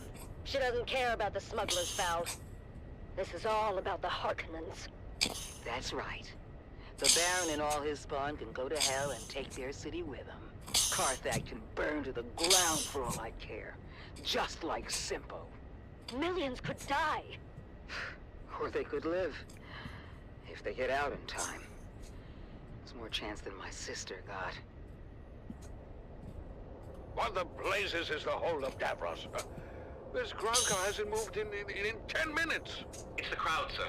As you correctly surmised, they seem particularly agitated. Watch it, man. I told you to take the back way and damn the main thoroughfare. This is the back way, sir. I'm getting reports from all precincts. The people are well lubricated and taking to the streets. Father? What, Ludmilla? Can't you bloody well see I'm working? Oh, relax, dearest. The poor girl only said she has to... Damn it! I told you all to go before we left. Davros, what do you suggest? I have a cup, sir? I'm asking about the mob, Davros. The angry, inebriated mob encircling us at this very moment. Wait a second, sir. There's a bulletin being flashed on all Communinet frequencies. Put it through. This is Chome Communinet 1 with an emergency bulletin. At 21 local time, Carthag officials announced the death of famed gladiator Argus Veer. Further reports indicate widespread unrest throughout the city, as well as full-scale rioting at Amphitheater Square. Prefecture authorities have ordered the streets cleared, effective immediately, as a curfew is now in effect. Let's go live now to... I am surrounded by fools, darling. And not the drunken, slack-jawed apes cavorting just beyond. No, the fools I lament are the dead-eyed imposters within my own organization. These so-called prefecture authorities that have, for some unknowable reason, ordered a curfew and the streets cleared. 2 orders that I, as the High Prefect of Carthag, with the most complete knowledge of our forces' capabilities, would submit, we have no bloody hope in hell of enforcing. 2 orders that will, in the end, only serve to incite the drunken mob more, if not compel them to violence. Darling, the girls are afraid. Listen, girls, this is a Series 7 armored ground car. The same vehicle used in the Emperor's own livery. The Series 7 is renowned throughout the Imperium for its immense... Amphitheater security has been overwhelmed, sir. The surrounding precincts are pulling back as well. Word is, this is escalating into a full-scale revolt. Darling, if we don't survive this, I want you to know I hate your entire family. Father! whoever happened to set this off, you can be sure there's a Harkonnen at the bottom of it. Actually, sir, reports are coming in attributing both the alcohol and death of Argus Fear to a rogue smuggler and her crew. Still, I suggest we withdraw to the residence until the situation is secure. Yes, Stavros, get us out of here. Sir, do you mean... Yes, Stavros. Engage the battering ram. Very good, sir. Now would be a good time to ensure all your safety harnesses are well fastened. It gets quite bumpy at ramming speed.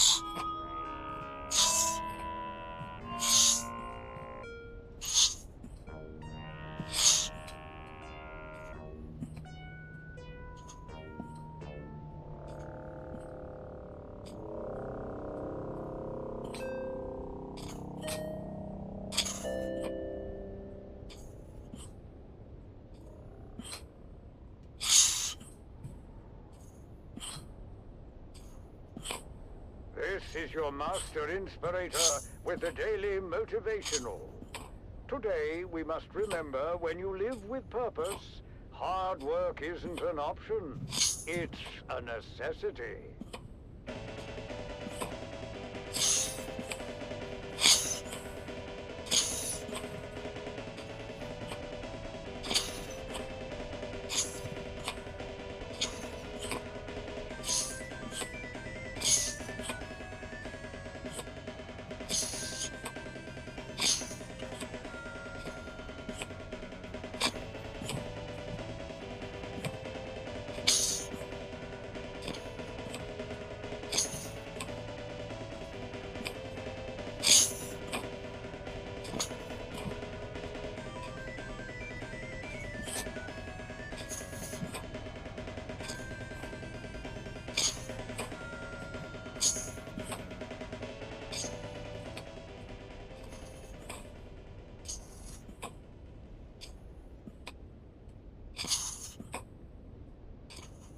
A seasoned crew chief goes missing from an iconic harvester, and nothing is as it seems. In this tale of intrigue, betrayal, and deadly ambition, the sands of Arrakis hide many secrets. Join us now as we begin to unravel the dark and mysterious truth behind the disappearance of crew chief Jarek Thorne. It's Death on the Titan, Episode 1, Eye of the Storm. It was my first time on the Sand Titan, but I knew it well. Everyone did. It was the last of the old Venport Demeter 4 super harvesters. A 6-deck factory harvester with a rebuilt Dyrmidium centrifuge. A rust-hued colossus that had become more than its well-worn constituent parts. The Sand Titan had become a symbol of the Spice Miners Guild itself. Its silhouette was a well-known and comforting sight upon the dunes. But I wasn't there for the tour. I'd followed a long and circuitous route from Transport Thopter to Transport Thopter as I worked my way into the deep desert where the Sand Titan roamed. As a senior ombudsman for the Spice Miners Guild, it was my job to solve problems and make sure that the spice kept flowing. The spice wasn't flowing, though. The Sand Titan had been pinned down between 2 storm fronts and had gone dark for almost a week. That, in itself, wasn't unusual. The deep desert was known to be a chaotic and violent wasteland with rapidly shifting weather patterns, amongst other palpable dangers. No, the unusual part was the content of a secure transmission from the Titan's command deck.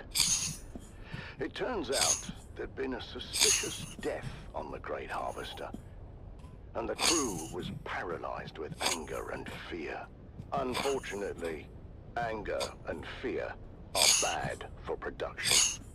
So I was ordered out of my comfortable existence in Arakeen to find the Sand Titan and make things right.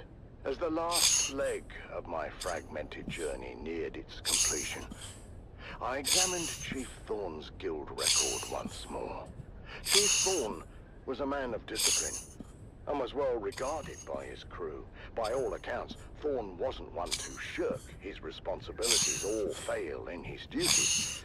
Now, in fact, Thorne had never even been late for a single shift until that fateful night. My first interviews were with the tool pushers assigned to Thorne's shift. He just didn't show up. I knew right away something was wrong, so I went down to check his cabin, but he wasn't there. We were between 2 Coriolis fronts at the time, so we were running dark. That means we were operating mechanical only. All electronic systems had to be shut down, you know, to protect against the heavy electromagnetic interference generated by the storms. Anyhow, like I said, we were running dark, which means all holograms were offline. We had no quick way of finding them. Yeah, the Titan's a massive beast. So, what did you do? We did it the slow way. We searched everywhere from the top down. That's the command deck, the mess, the crew deck, the crew lounges, the intake deck, the processing deck, the storage racks, shaft disposal. We even suited up and checked the flight deck. No easy feat on the edge of 2 hard-charging Coriolis fronts. And what did you find? Nothing. No one had seen Thorne anywhere. It was like he vanished in the thin air. Hours passed as the crew's anxiety grew with each tick of the clock. Then, in the early morning light... Sector weather alert. A large sandstorm is approaching. ...made a gruesome discovery. I found him. What was left of him, anyway. His body had been pulverized in the separator. I only knew it was him from the clotted tuft of blonde hair mixed into the stew of blood and bone. Crew Chief Thorne was dead. That was for certain. And the circumstances of his death were anything but clear. But what might have been written off as an accident at first soon began to look more and more suspicious. This isn't supposed to be possible. The mechanical separator had a failsafe built in. A dead man's switch to prevent this very thing from happening. Someone had to deliberately override that and multiple other safety features to cause this. At that point, Captain Andahar Noah, the Sand Titan's capable leader... Sector weather alert. A large sandstorm is approaching. ...his own investigation. And among the crew, one name quickly rose to the surface. Deckhand Rico Marr. After an anonymous report, Rico had been investigated for skimming unprocessed spice, an offense that led to a heated confrontation with Crew Chief Thorne. Tell me, Tessa, how did you come to be in the crew lounge when Thorne and Rico came to blows?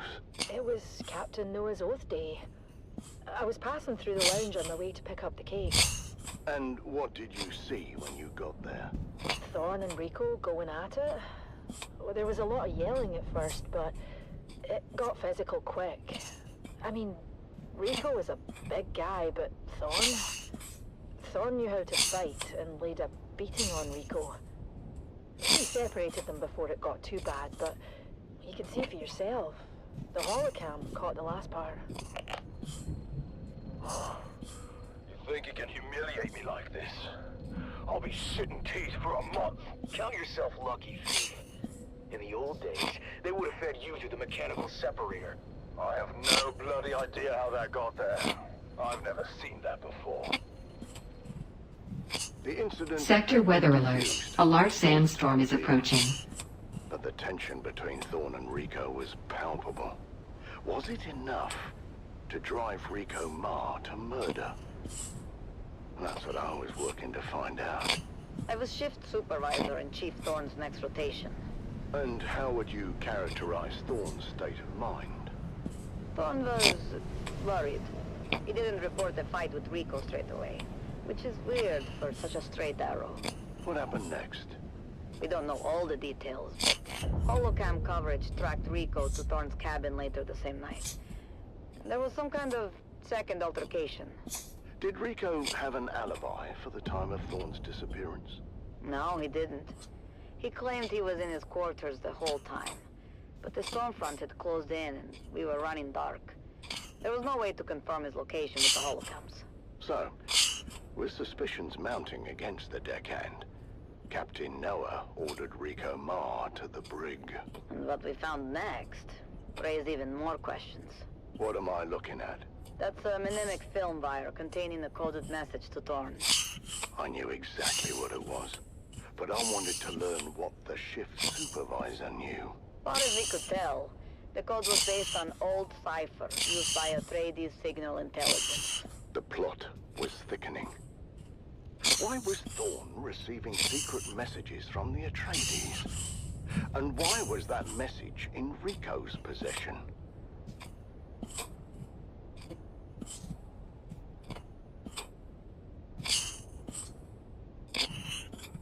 I hadn't decided yet whether Rico was lying or not, but it seemed the crew had made up their minds. That's in there. Just give us 5 minutes, our good friend Rico. We promise to be nice. You there? Just burn down. Communications specialist Jeb Dolan was tasked with deciphering the secret message, and I tried to impress upon him the importance of doing a quick but thorough job. What started as a murder was rapidly becoming something else, and I had to get to the bottom of it quickly.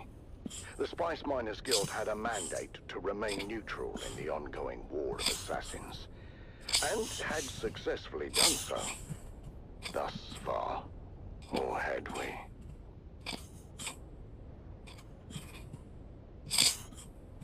Join us again next time, as new secrets are revealed, and we dive deeper into the enigmatic death of Crew Chief Jarek Thorne.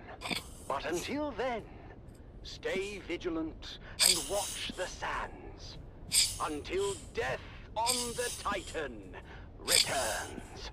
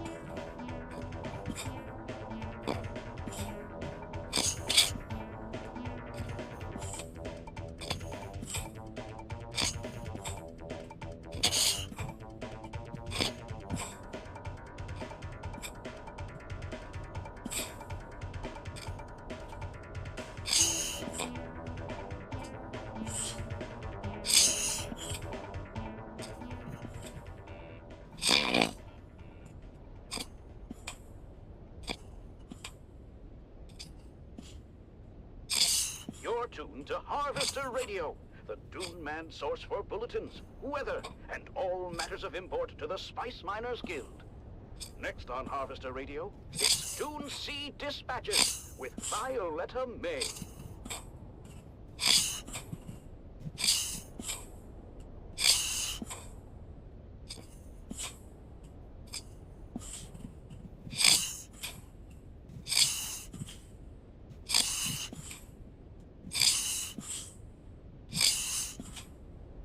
This is Violetta May with another episode of Dune Sea Dispatches, a program where we share a day in the life of a Dune man and shine a spotlight on an exemplary brother of the Spice Miners Guild.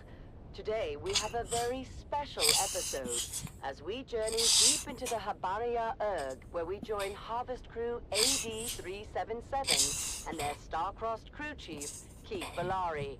Now, our listeners may well know Chief Valari from his frequent safety interludes on this very station. This is Dune Man Keith Valari, reminding you to vary your route when returning with a full spice load. My crew found a shortcut we become comfortable relying on. But then so did a gang of ruthless brigands. Our carrier was forced down and stripped before we knew it. We were trapped on that rock island for 57 days. Be profitable. Be safe. 57 days indeed. Many of you will recall the intensive search for Crew Chief Valari and his crawler before they were declared lost in absentia. We know now, almost a year later, that they were in fact victims of the notorious Fremen outlaw Zantara, the self-styled Lion of the Desert. And when we caught up with Crew Chief Valari, the outlaw Fremen was still very much on mind. Do I still think about the man? Barely a moment goes by in the day when the face of that Fremen bastard isn't in my head. Sleep is a bit of a rest. But then, you gotta wake up, don't you? Indeed. One must open one's eyes to greet the day. A healthy attitude, Chief Valari. If you would now, paint a picture for our listeners. Tell us of your fateful encounter with the outlaws and Tara the Lion. 1 million Solaris up to, I'm told. The Imperial bounty on his head. A tidy sum by any measure. And not coincidentally, the same reward offered by House Harkonnen for the outlaws' intact cryptknife. 2 million no one will ever collect. You can mark my words on that, Violetta. Not ever. I'm quite sure our vaunted Sardaukar legions would energetically disagree. Don't matter. Not how tough or strong you are. Ever try catching smoke with your hands? One moment's all's well. You're catching a tailwind. You're making your way. And then you blink and they're just Fremen everywhere. You haven't seen them in action. We have. Then tell us, Chief. Our listeners are on pins and needles, anxiously awaiting your vivid account. It started like any other day. It was hot. Back then we were pushing an old Renport Demeter 4. Real monster harvester. 6-level factory deck with a rebuilt Demidium centrifuge. Couldn't carry enough coolant to feed that beast. Fascinating. I had thought all the old pre-chome equipment would have long been phased out by the Guild. It had, but with over a third of our fleet glassed when Carthage went atomic. And of course, all the sabotage owing to Zantara must have greatly reduced the Harvester fleet. They don't broadcast it, but there's a dire shortage of working crawlers right now.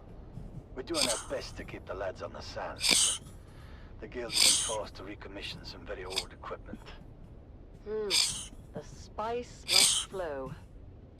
But the thing of it is, the old Demeter 4s are massive. We're at least a third more than our regular rigs.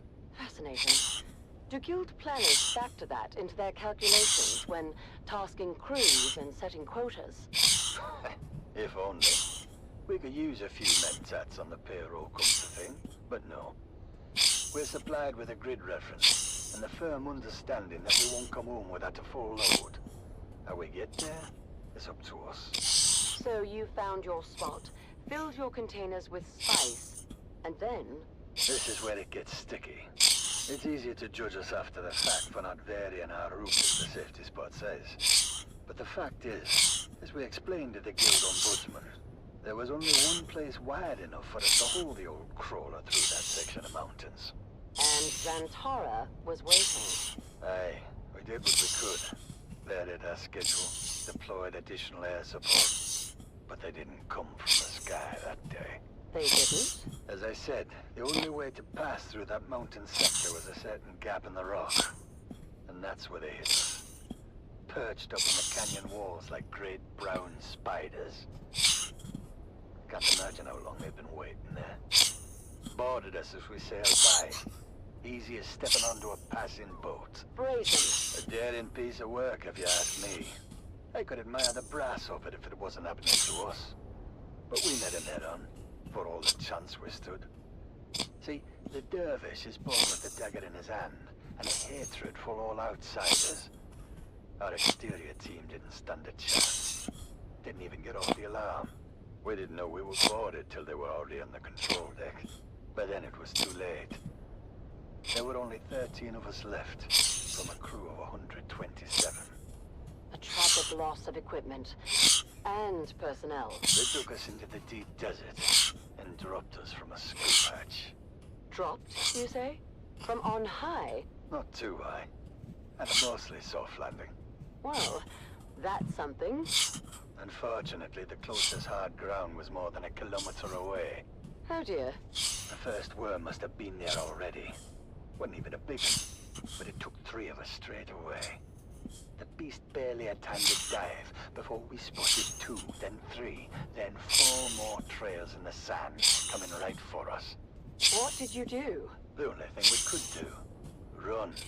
Fast as we could, for the hard ground is more of a titanic bastards join the hunt.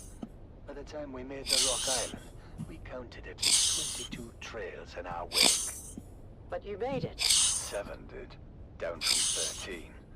Zantara didn't want to waste the edge on his blade. Figured the desert would do his dirty work for him. But you made the Rock Island safe, in a manner of speaking. Aye, we made the Rock Island. But we were nowhere near safe. We had no supplies, no comms, and limited flora to gather dew from. We know now that you were on the island for 57 days before your spectacular and frankly shocking return. How in the Emperor's name did you survive? We're Dune men, Violetta. The desert is our home as much as any other, including the Fremen. Outworlders and city folk may have seen Caracas as a lifeless tundra, but they couldn't have it more wrong. There is an abundance of life-supporting flora and fauna if you know what to look for. Beetles, locusts, and the like. Desert sage coming up from the rocks. Its seeds are especially invigorating. Fascinating. Of course, water was in short supply, but we were disciplined with the little we gathered each morning from the dew. No, the real danger lay in the weekly Coriolis storms we faced. And then, what they uncovered. I must ask you to pause there, Chief Valari, for station identification and the daily motivational with our dear Master Inspirator, Jovian Huss. We'll be right back with more Dune Sea dispatches after this.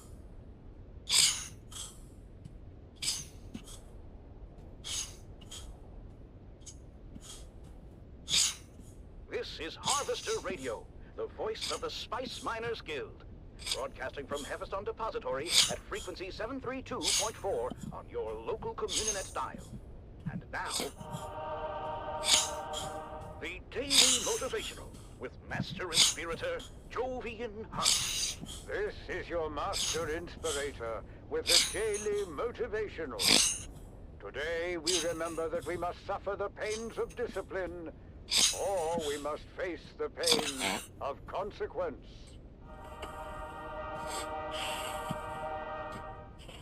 Later on Harvester Radio, it's Point Counterpoint, an informational program where we discuss matters of great importance to our guild body.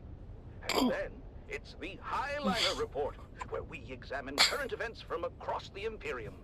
But now, back to Dune Sea Dispatches with Violetta May. This is Violetta May, and we are back in the Habania Erg with Keith Valari, famed rig boss of Crew AD-377, a crew known guild-wide for enduring a truly miserable cascade of misfortune, a series of events that essentially embodied the worst fears of every Dune man rolled into one nightmarish episode. It was bad as it was happening, but somehow the telling of it makes it seem even worse. At first, there was the brutal ambush and assault at the hands of the Fremen outlaws Antara. That reduced a crew of 127 down to 13. 13 who were then dropped and unceremoniously abandoned in the deep desert, left to die in an arid stretch of waste trafficked heavily by the oldest and most voracious of Arrakis's fearsome sandworm population. From there, only 7 of those 13 managed the marathon sprint to hard ground on a rock island just over a kilometer away. And now, Chief Ilari was regaling us with tales of Coriolis storms, terrible weather events that occur with ferocious intensity in the deepest desert. Chief Ilari. Aye, the storms. Would have killed us outright on the first night, but we found ourselves a cleft in the rock just big enough to accommodate the 6 of us. 6? But wasn't it 7 of you that made the hard ground? Yes, 7. But no matter how we organized it, a crevasse in the rocks got hold but 6. A cold calculation if there ever was. We drew twigs to see who would take their chances with the storm. Big Jarabai Mixon drew short. Best separated tech I ever rode with. Jarabai lost a twin brother at Carthage and was never the same. In hindsight, I suppose he accepted his fate with a degree of resignation. I suspect there isn't a one of us that hasn't been affected by the terrible destruction of Carthage to some extent. A brother, a cousin, a longtime comrade. Aye. When we arose that morning after the first storm, Jarabai was nowhere to be found. We said a few words on his behalf, and the rest of our lost brothers. But then it was time to turn our attention to rescue. A very slight hope, one would think, considering your position in the deep desert so far from any known flight paths or trade routes. Aye, slight. But we knew without saying that even a slight hope might be the difference between survival and other less desirable outcomes. And how did it go from there? 57 days. The mind recoils. How did it go from there? In a word, badly. Practically speaking, eating bugs and living on a thimble of water kept us on the right side of the grave. But morale went south quickly. Suppose the natural protections of the shield wall have insulated us from the full, unbridled force of the Coriolis storm. But there was no such protection in the deep desert. We saw firsthand the full power of the storm, the extent to which it can reshape a landscape. How do you mean? I mean, we survived 5 major storms in the deep desert, each one entirely redefining our world. After the first storm, our safe area increased by nearly half as the winds exposed more hard ground for us to inhabit. And helped to keep the sandworms at bay, one would imagine. Aye, but the storms were maddening to endure. We were sun-scorched, dehydrated, and jammed in a tiny cleft of rock so tight you couldn't turn your head. Couldn't move to cover your ears against the deafening winds. In a constant panic that this might finally be the storm that's going to bury you alive. Terrifying. One storm exposed a ridge of volcanic rock that formed a bridge to the next island. The next shrank our safe ground to a mere 20-meter disc. That's when we lost Ordeni. That's Zeno Ordeni, your signals officer? We dusted off after a bad night and got a look around at how small our world had gotten. Ordeni said, "No thank you," and simply walked out into the waste. Didn't get 20 paces before he was inhaled by a breaching worm. When the last storm came on day 57, we had passed into a kind of strange euphoria, where the lack of food, water, and hope had diminished us to the point where we didn't care anymore. In retrospect, I know we must have inhaled a massive amount of airborne spice. We were knee-deep in it. We saw the strangest things. What did you see? It was our last night in the desert. We didn't know it, of course. In fact, the mother of all storms was brewing above us.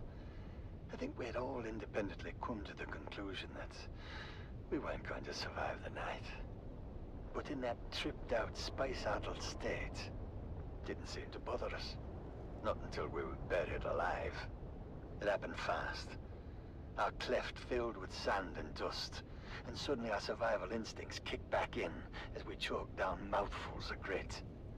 We clawed our way to the surface, but could only crawl as the gale force winds kept us pinned down.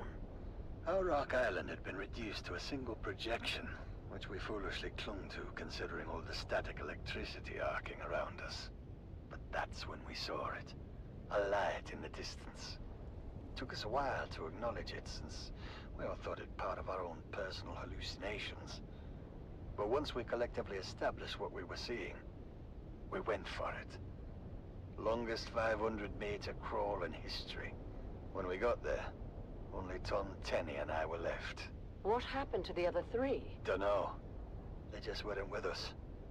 When we got there was no practical way to look for them. And what was it that you found? The light was coming from a hatch in the ground. Surprisingly, the mechanism still functioned, and Tony and I pulled ourselves inside. Fascinating. We were in one of those old Empire botanical testing stations you hear about, but never think is real. I guess the power plant had just been humming away at minimum output for 10,000 years or so. But the air condensers were still functioning. Water? Aye. As much as we could drink. And food rations, well preserved in a hermetically sealed environment. We couldn't believe that it'd been here the whole time as we lived and died just a short distance away. But you found more than food and water. Whatever they'd been studying had been cleared out before they abandoned the place. They did leave behind a shuttle. A shuttle you piloted back to Arsent Depot. After the storm. And here we are, almost a year later, back on the command deck of a harvester, ready for new challenges, new adventures, and a special place as the Guild's public safety warden. I hear the vote was nearly unanimous. I may have been the lone dissenting voice. I think my Guild brothers have a crooked sense of humor. One must admit there is a certain degree of irony in the appointment, especially considering all your unfortunate episodes in the past. Would you say you're star-crossed? No, I wouldn't say that. Absolutely not. Do we live a hard life? Yes. Do we lose brothers out on the Dune Sea? Yes again. Do we bend the rules to get it done? You tell me. When they say be profitable, be safe, which comes first? Indeed. Profitability is the lubricant that keeps our great machine running. I want to thank my guest, Crew Chief Valari, for sharing his evocative and affecting tale of survival in the deep desert, and all of Harvester AD-377 for allowing us to join them out here in the Habania Erg. We'll be back next week to share a day in the life of another exemplary brother of the Spice Miners Guild. For now, this is Violetta May for Dune Sea Dispatches, signing off.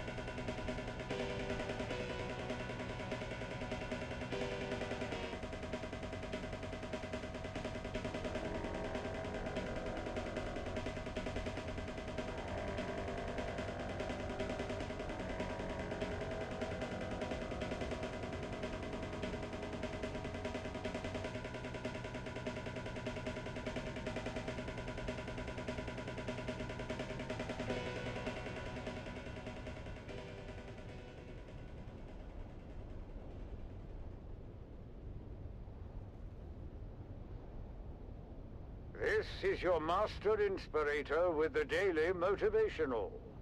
Today we must remember we don't work for recognition, but do work worthy of recognition.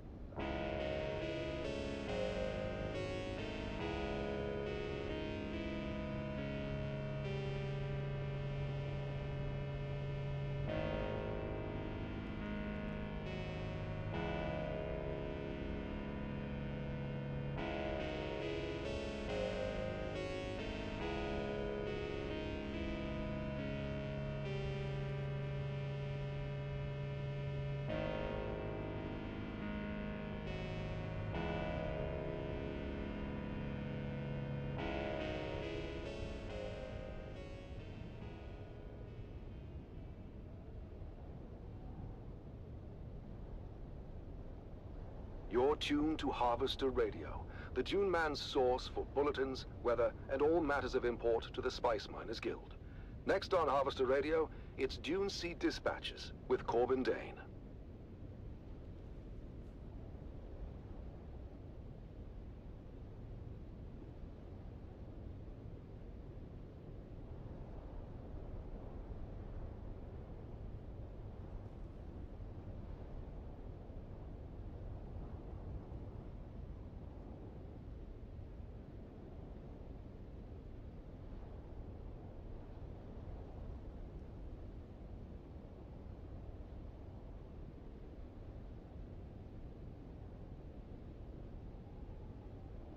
This is Corbin Dane with another episode of Dune Sea Dispatches, a program where we share a day in the life of a Dune man and shine a spotlight on an exemplary brother of the Spice Miners Guild.